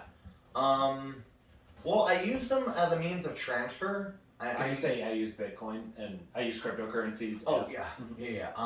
So I use cryptocurrency and Bitcoin and Ethereum.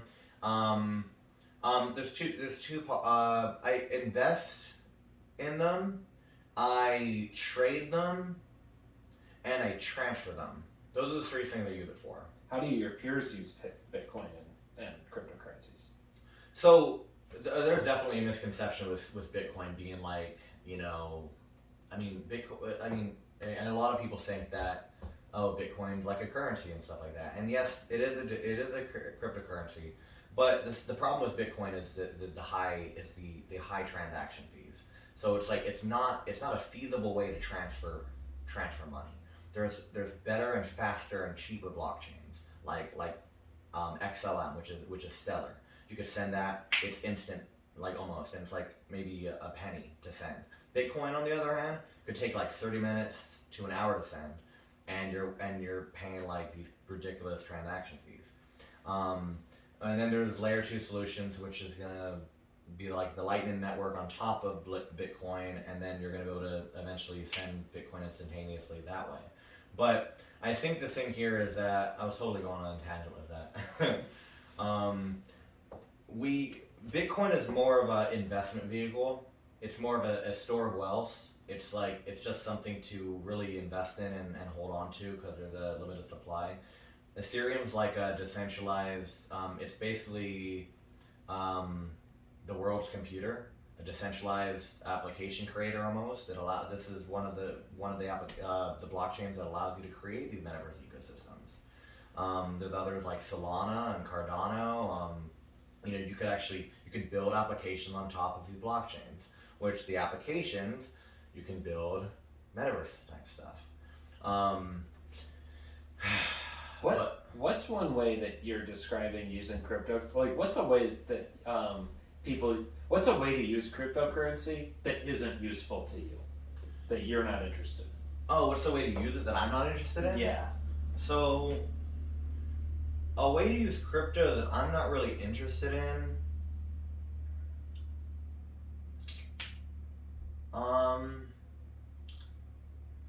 Well, okay, so it might be a little contradiction here, but like I'm gonna use Bitcoin as the example because Bitcoin is like I don't like to trade Bitcoin ever. I trade altcoins. Bitcoin is hard to trade because of I don't know why Bitcoin is so hard to trade. But I feel like Bitcoin is like one of the hardest currencies to actually trade because of there's a lot of scammy price action and stuff, and it's like I don't know, because I like to trade the other crypto, so I mean, would I like not use it with crypto?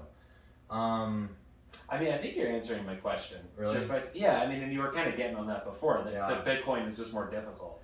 But Bitcoin other people trade Bitcoin. Yeah. Mm-hmm. What are the main benefits of purchasing virtual goods, and what are like the drawbacks?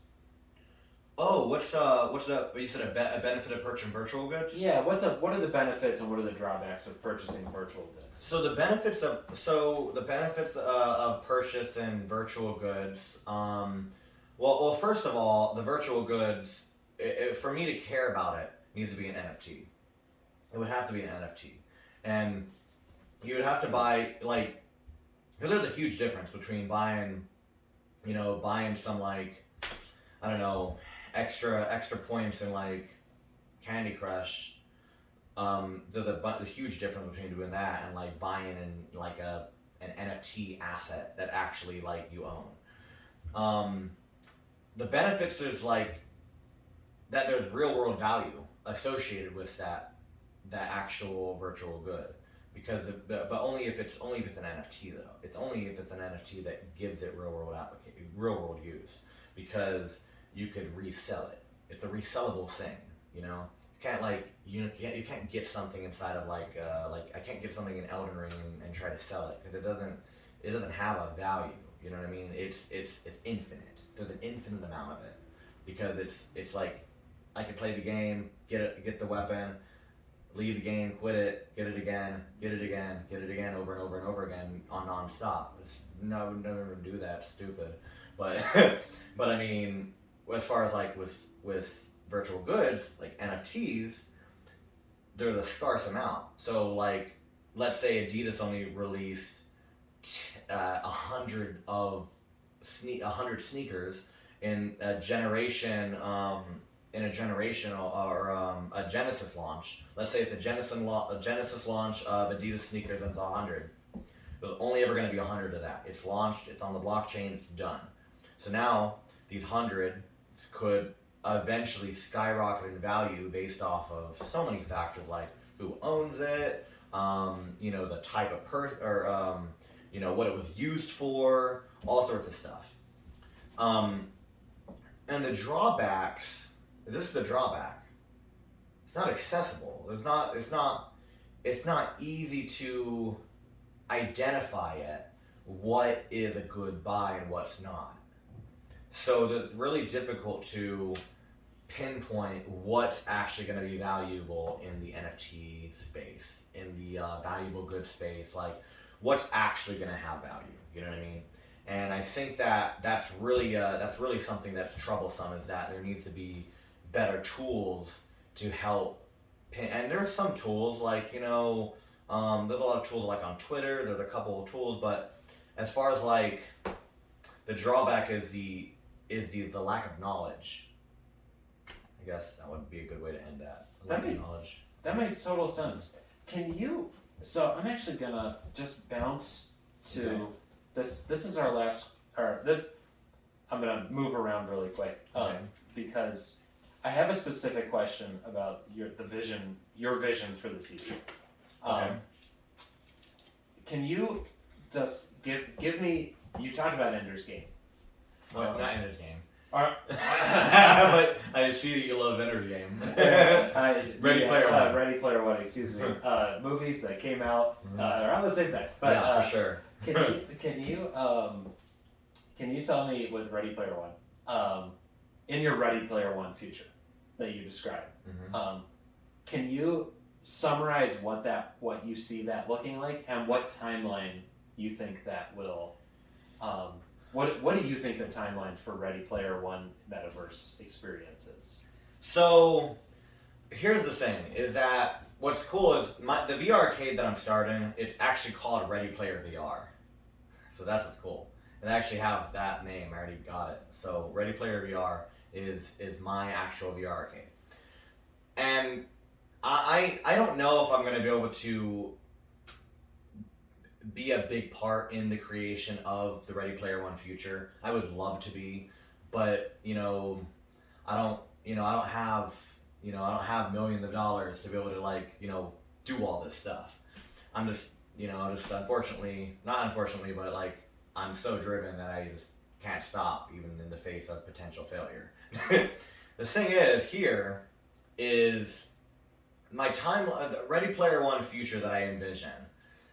We need the better technology where first was VR. It needs to advance a little bit more. We need to have better graphics, whenever we put on the headsets, we need to be more immersive. We have a very small screen right here with the Oculus, but I think there's some that are much bigger. But that's the other thing; they're so expensive. Can I ask you to pause really quick and just move your chain so that it is? You don't have to do it like that. I just mean, can you move it so it's outside the mic, so it's more like there? Maybe even just so the gap is over it. So the gap between the two segments just are. That's perfect. It was just rubbing on the mic. Right here? Yeah, that's perfect. Yeah. Good? I think think so. Well, Okay. yeah. Thank you. Yeah. Okay. I hope that's okay. Actually, I'm still hearing it. Can you Well, actually put under your I shirt? can just take it off. Yeah. Yeah, I'll just take it That off. makes sense. Thank you. Yeah. Okay. So- Let me start that question over. I think I'm starting to ramble anyway. Yeah, well, that's okay. That's okay. I think you gave a pretty good example of what we're. I think you said you said the description of where you see the metaverse. Oh going. yeah. Oh yeah. Can you say what you think the timeline is for Okay. the metaverse evolving into having better graphics, being more immersive? Yeah. We need mainstream adoption first. In order for that to even happen, things need to be easy. They need to be easily accessible. They need to be like as easy as pulling out your phone, downloading an app, and playing a game. It needs to be that simple. That's the only way that we're gonna get to that Ready Player One future. Because the thing is what I see here is I got two things I want to say. We're gonna use Oculus for example, the Meta Quest. So the Meta Quest is eventually gonna evolve, in my opinion, to where once more metaverse applications enter the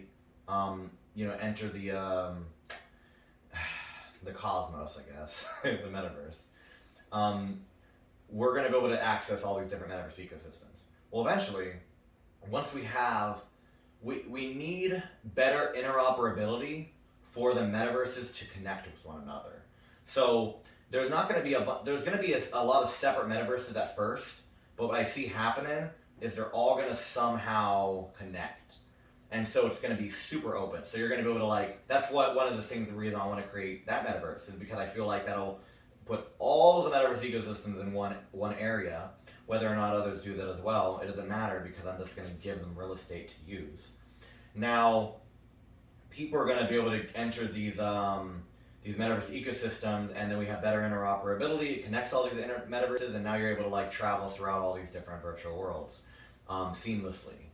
And NFTs are going to be introduced, and then ownership is going to be introduced, and you're going to have your own digital wallet. You're able to just drag and drop your assets into the digital wallet, and then you're going to have that in your arsenal, and you could be doing whatever it is that you're doing in the metaverse, and you have all these. You have your whole toolbox with you. It's like if you have a backpack, you have a bunch of stuff in your backpack. Same thing's going to apply to this, except you're going to have a virtual wallet. It's going to hold all your assets instead.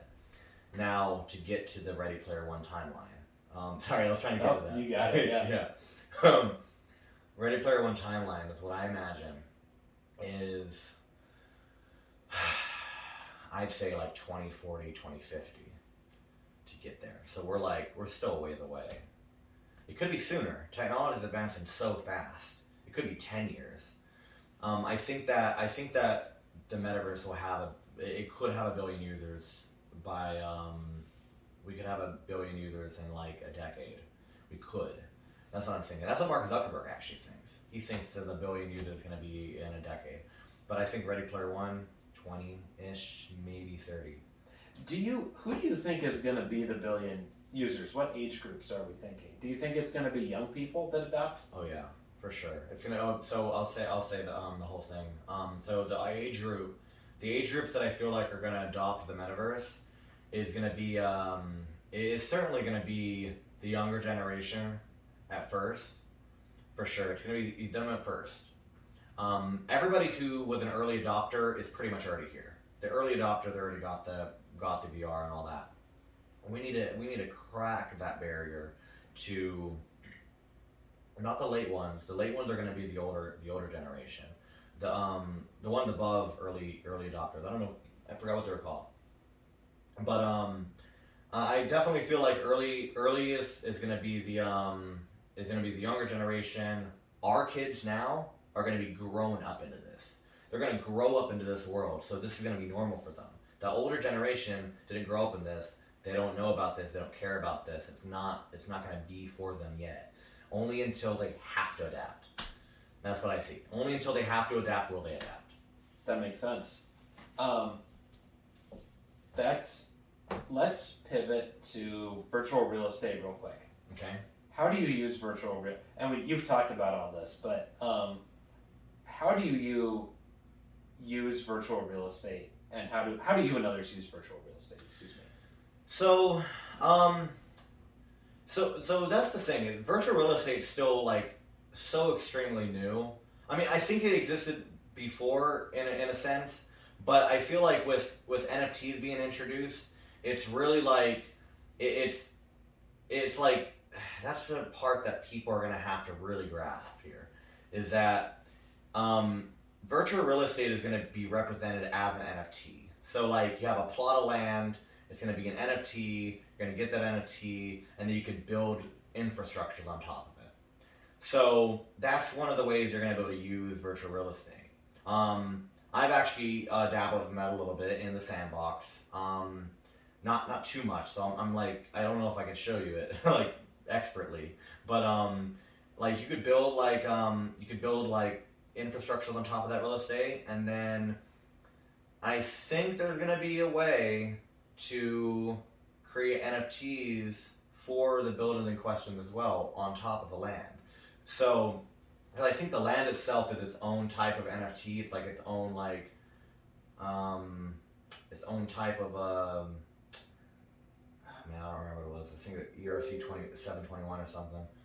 Anyway, that's not important. But I was trying to figure out if it was like, because there's different protocols. You know, different protocols for each different type of NFT. So you'll be able to build businesses on top of this land that you bought and then rent it out. You could rent out that land. You could build a business on it. You can create games on it. OpenSea is a good marketplace to get NFTs, to buy them and sell them. So right now, at the moment, we're just in a trader's market. It's a trader's market. It's not necessarily a usability market yet, as much as it will be. See what I'm saying? Yeah. How do you determine the value of virtual real estate? So the value of virtual real estate really comes from, there's a number of factors, but I think one of the most important is traffic. If there's no traffic, that real estate's not going to be worth much. It's like, since Snoop Dogg bought that estate, let's use him as an example. Snoop Dogg bought that estate in the sandbox. So now you have this oh my God, it's like $500,000, or it's like $1 million or something. His real estate's ridiculous. It's like over $1 million real estate, I think. I could be completely off though. It might be way more now. Which means, since he has that estate, which means all of the surrounding locations are going to be expensive. So the value comes from the traffic.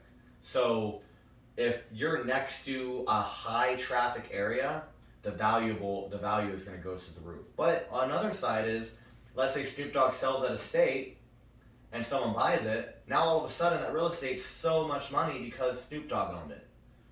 So he owned it. It's gonna be it's an identity situation. People care about the clout, the identity, the significance. They want to feel important. It's like, so that's why a lot of the plots of land are so expensive. But hold on, before I also want to say that the other value comes from the scarcity aspect. So the scarcity aspect in the sandbox, for instance, I believe they're the 166,000 plots of land. There's never going to be any more. There's only this many. So let's say that 250,000 people wanted to own a plot of land. They couldn't. They couldn't all own a plot of land because there's only 166,000. See, so there's a demand issue, and the supply stays the same, demand keeps going up. That makes total sense. Yeah. We got one question left. How do you see the metaverse becoming more integrated with virtual and physical worlds? Oh wow. So how do I see the metaverse becoming? Say that again.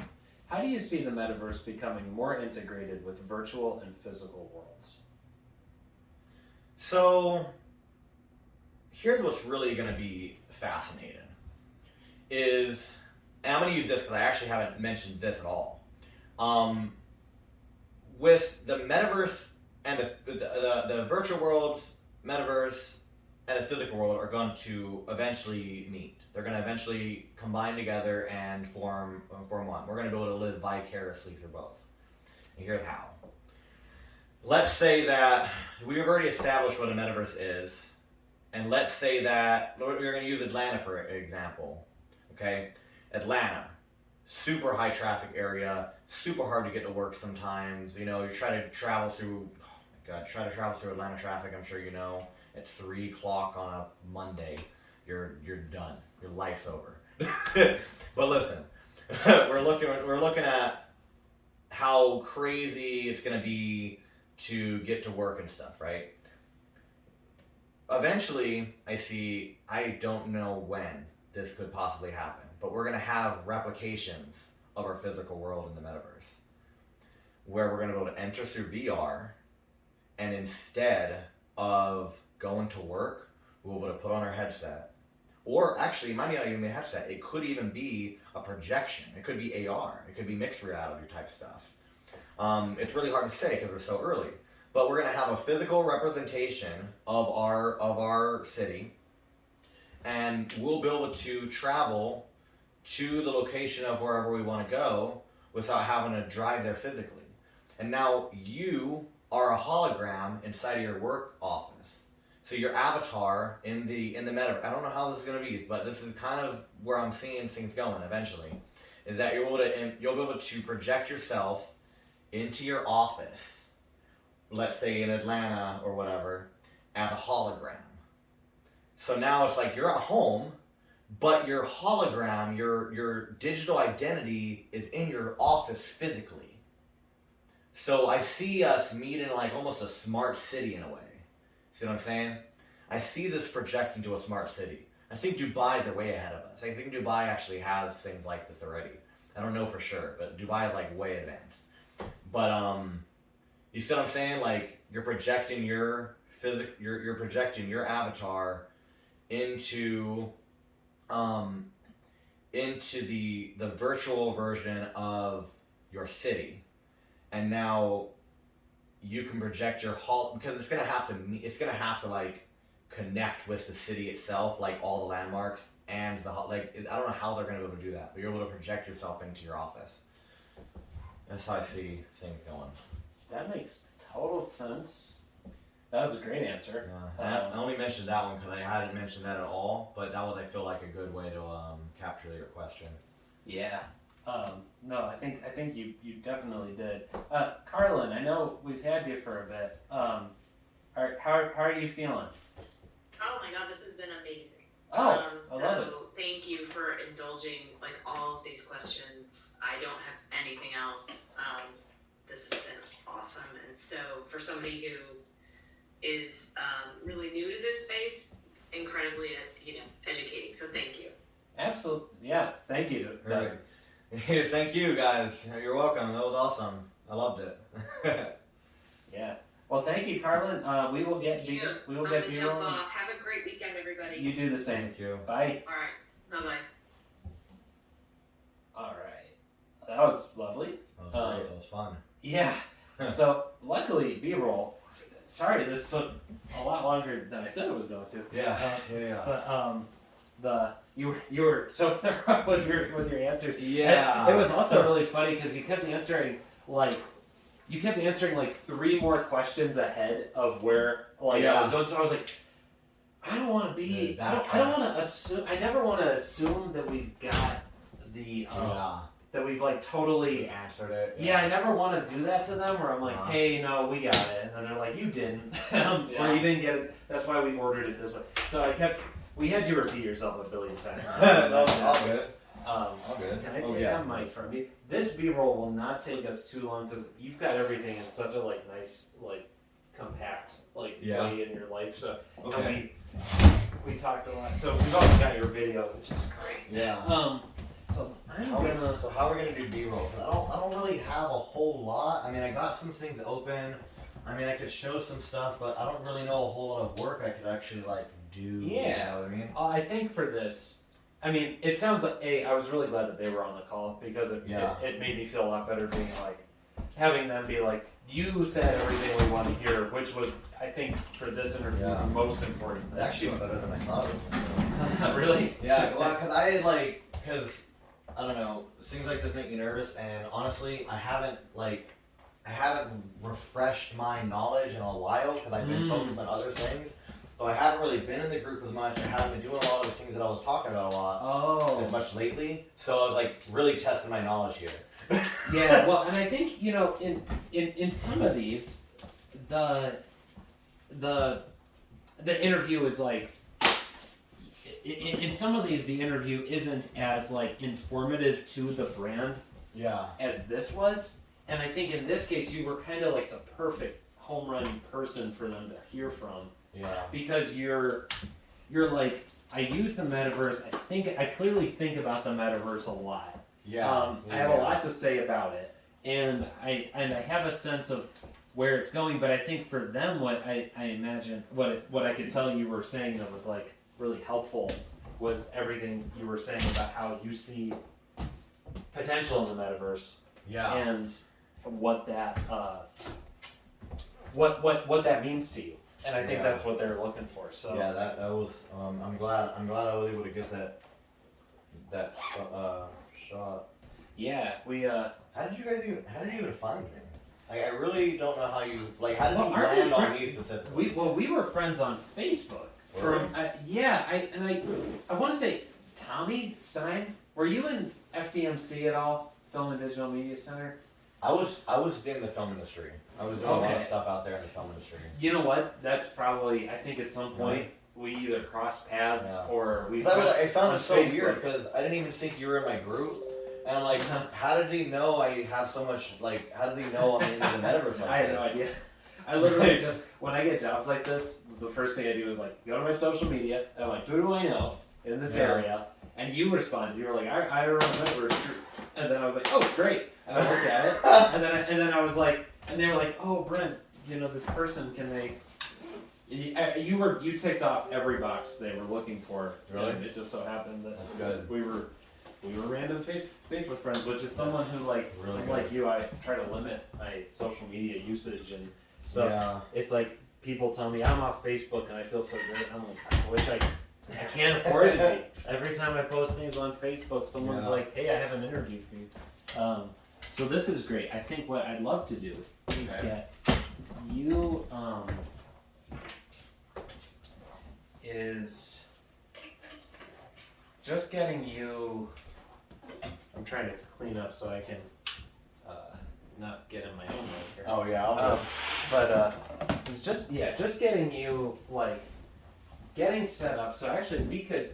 Can we just have you walk outside, walk in the door, and start engaging with your group, looking at it, and we are not recording audio, so this can be very So I could cause I got OpenSea open here. I got I actually got the sandbox open here too. Okay, great. I mean, does it really matter what I do? You're not trying to do anything specific. No, we're just. I got Decentraland Blocktopia open. I got my MetaNo group here. This is that freelancer site. It's still in development. I don't really know how to advertise it much, but this is my freelancer site. Oh, perfect. Well, yeah. Let's start with the Let's just start with you walking in, sitting down at the computer, and then we can just talk out where we go from there. Okay. And you want me to keep the you want me to keep the lights on? Yeah, lights are fine. Okay, cool. I'll be right back.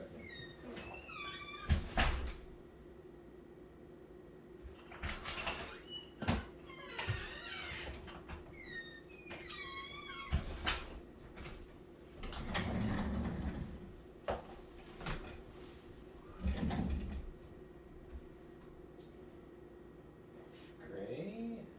Oops. Oh, poo.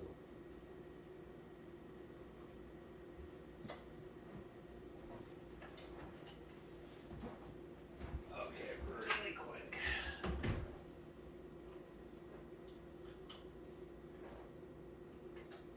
Make sure we might have to do that again. I bumped Okay.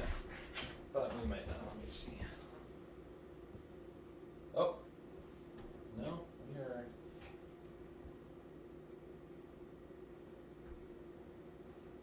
Great. Okay, so we don't have to do that again. So yeah, you can keep on keeping on. Okay.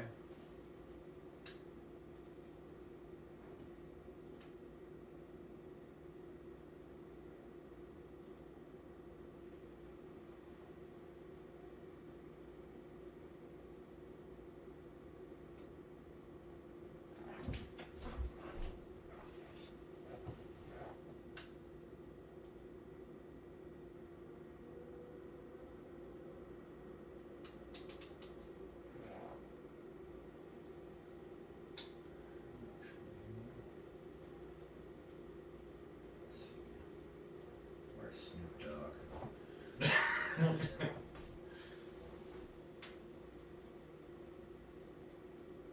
Yeah, this is the sandbox. I swear it's up. Where the hell is the state at? Oh, there it is. That's Snoop Dogg's estate. See it? Oh, where? Yeah. I'm not actually enter though.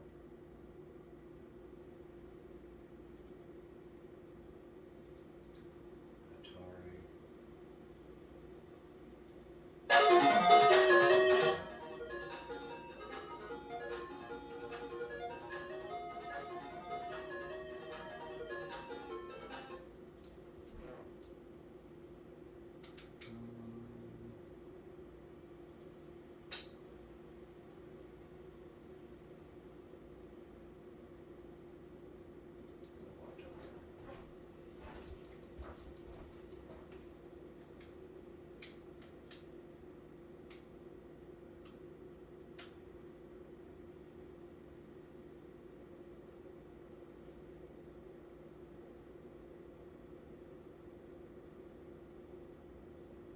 Yeah, I'm really excited for this one.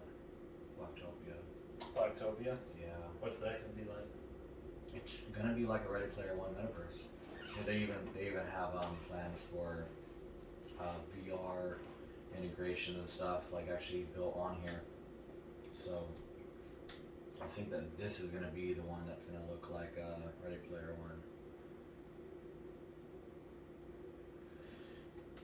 It's gonna be exciting, but like you know, like a lot of things we talked about, like a lot of this is still in development, so it's still really hard to like, you know, do these things that I want to do. Mm-hmm. You know? Yeah.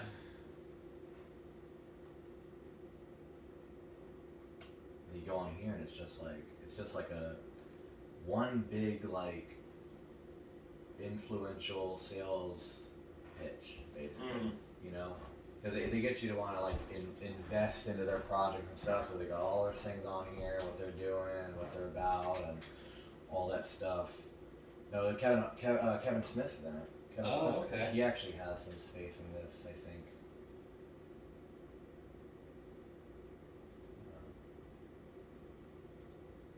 I don't know here. It is fine, just like scrolling through stuff. Absolutely, Okay, yeah. okay. Since this is what we talked about, like. Yeah.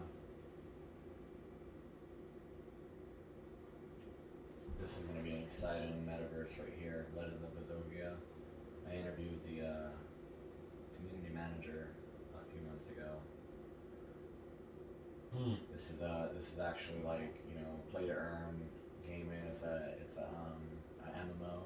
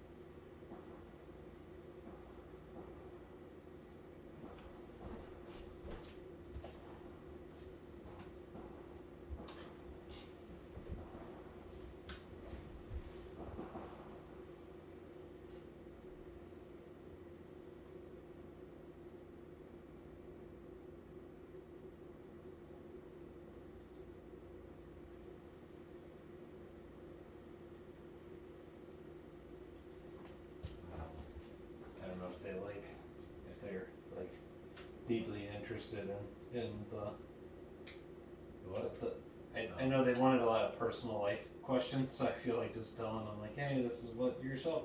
This is like a book. These are books you like. Yeah. I don't know. I don't know if they want it, They'll have it. Yeah. Good.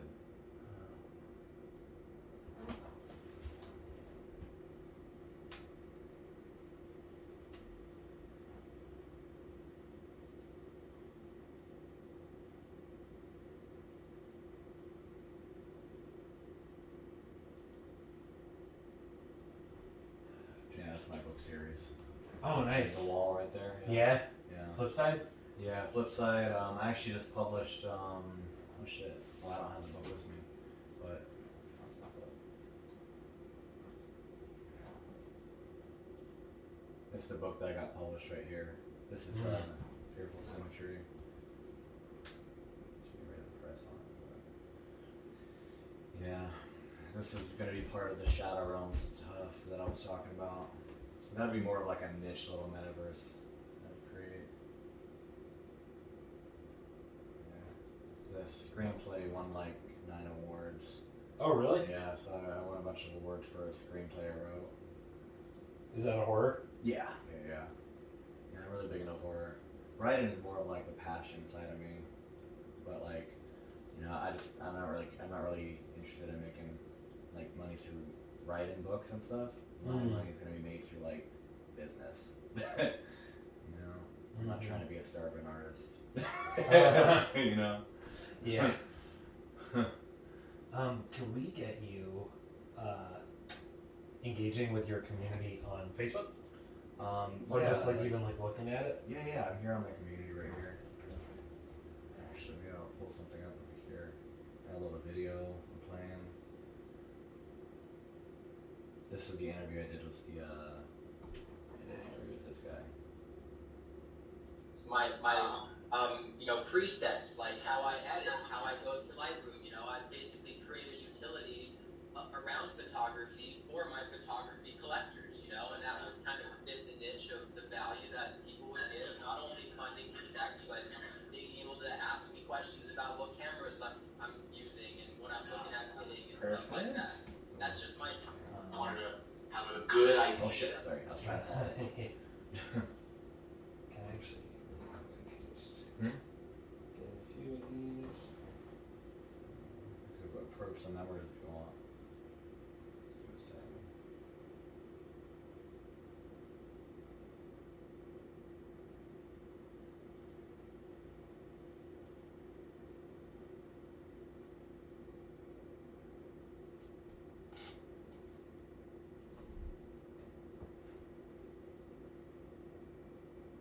Cool.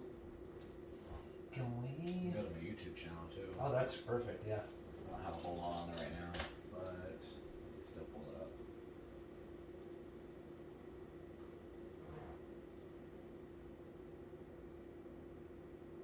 Great.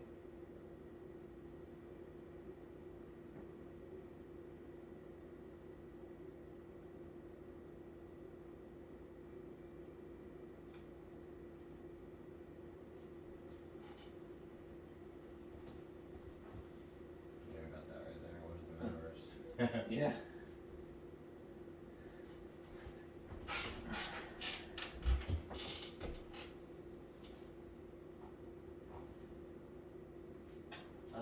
Could you get into VR?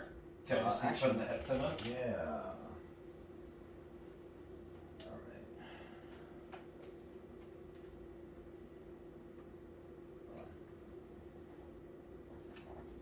You want me to like do anything? Sure, yeah. If you want to just start engaging with it. Yeah. And that's this- like some stuff. Yeah. Uh-oh. Hold on.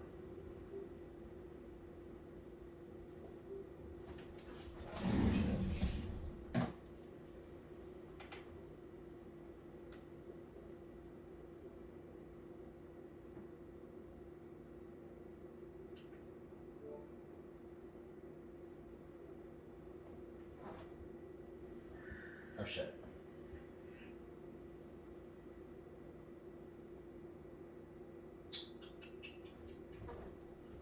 There we go.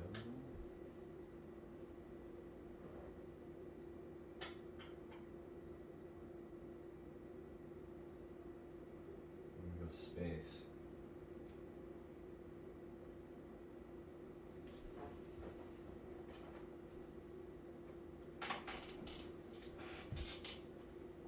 I could actually I could broadcast it on this TV. You want to do that?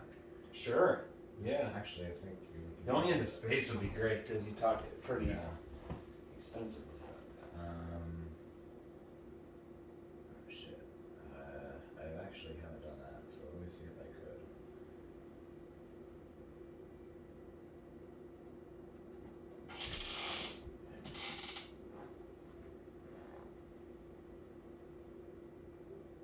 Cast.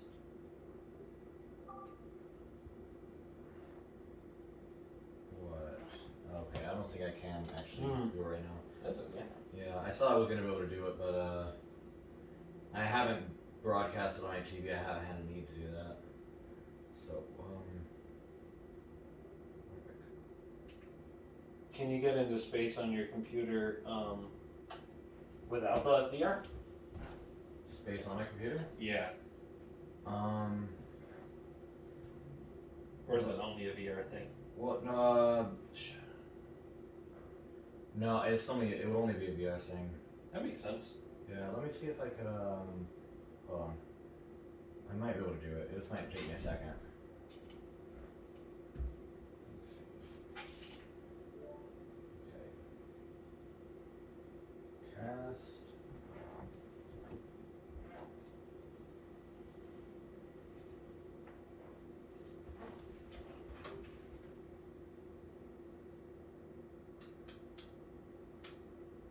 Okay, hold on. Where's my mouse? Actually, could you actually go to the web browser and actually hold on. Well, I need to go to oculus.com/casting. Apparently. Oculus.com/casting. Yeah. Well, actually, I could do it. While you do that, I'm gonna grab just a couple exterior shots of the house.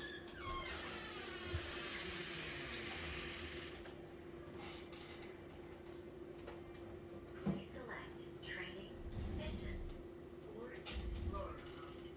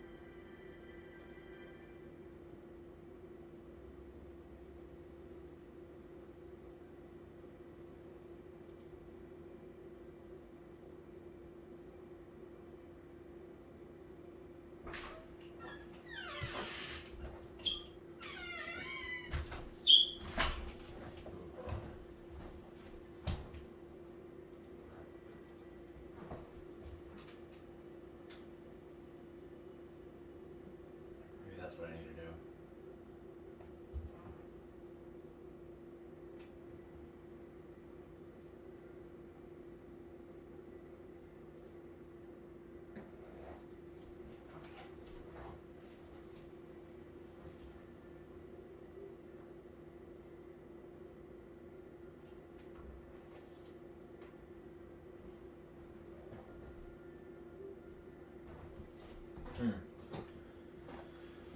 Well, that sucks. It's not gonna let me do it. No, that's alright. I was hoping I would be able to. But I actually haven't casted it on my computer before. I know there's a cast button here, but for some reason it's not letting me do it. I could always.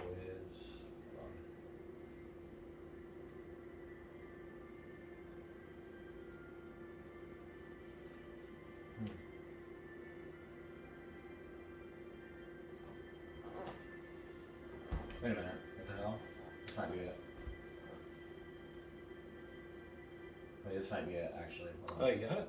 Maybe, I don't know. Let me know if you see anything.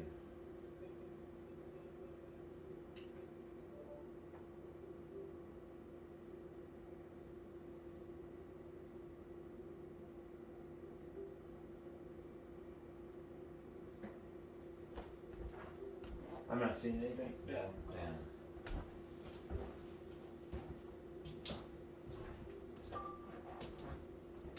So what now? Anything? Nope. No? Oh shit. Okay. Alright, well, damn. It's alright. Yeah. Well, I mean, we'll just move on. I mean, Yeah. you want me to keep keep on using the headset now? No, I think we got enough there. I think we Okay. got. Oops, I'm tripping over my own stuff. I think we've got basically enough. Was there anything else you talked about that we haven't gone through? I'm trying to think of. I feel like. Oh, where would you go to buy NFTs? Oh, where would I go to buy NFTs? Oh, like OpenSea. Can we get there real quick? Yeah. Yeah. Just to see. Like, I just want to see. Like, Yeah. OpenSea is a good place.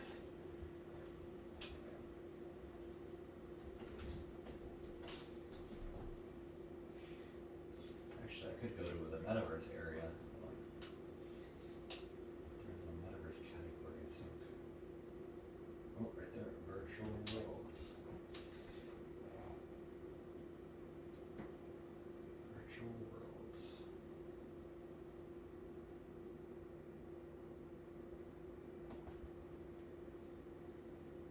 That looks pretty cool. Go here. Bot orgs. Or like avatars and stuff to play and experience things.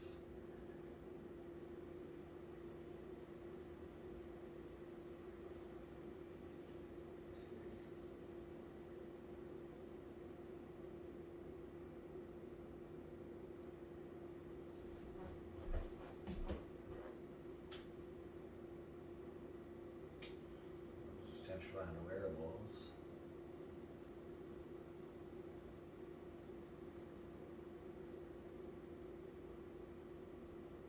Yeah, Susan was talking about you could buy like different like clothing for your avatars and stuff. Could you go to one of those boots, those shoes? I just want to see because you mentioned shoes. Actually, I could go to Adidas. You want to do that? Yeah. I'm gonna go to Adidas real quick. I think that Adidas should have.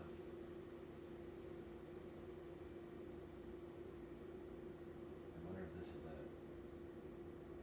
blue check marks. Go to the blue check mark. There's nothing there. Oh, that's not Adidas. That's not that one.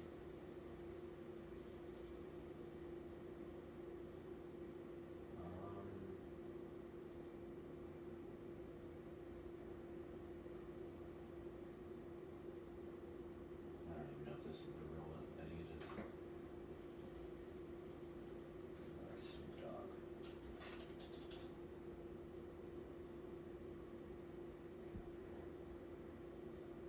Yeah, this is Snoop Dogg's actual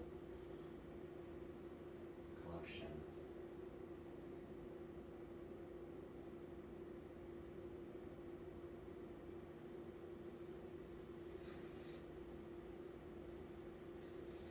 Great. Can we do one more thing? Can I just get you walking into your house from the outside? Walking in. Because we got you walking in from the inside. I just would love to get like you just kind of walking into your house. Oh, I got you. I see what you're saying.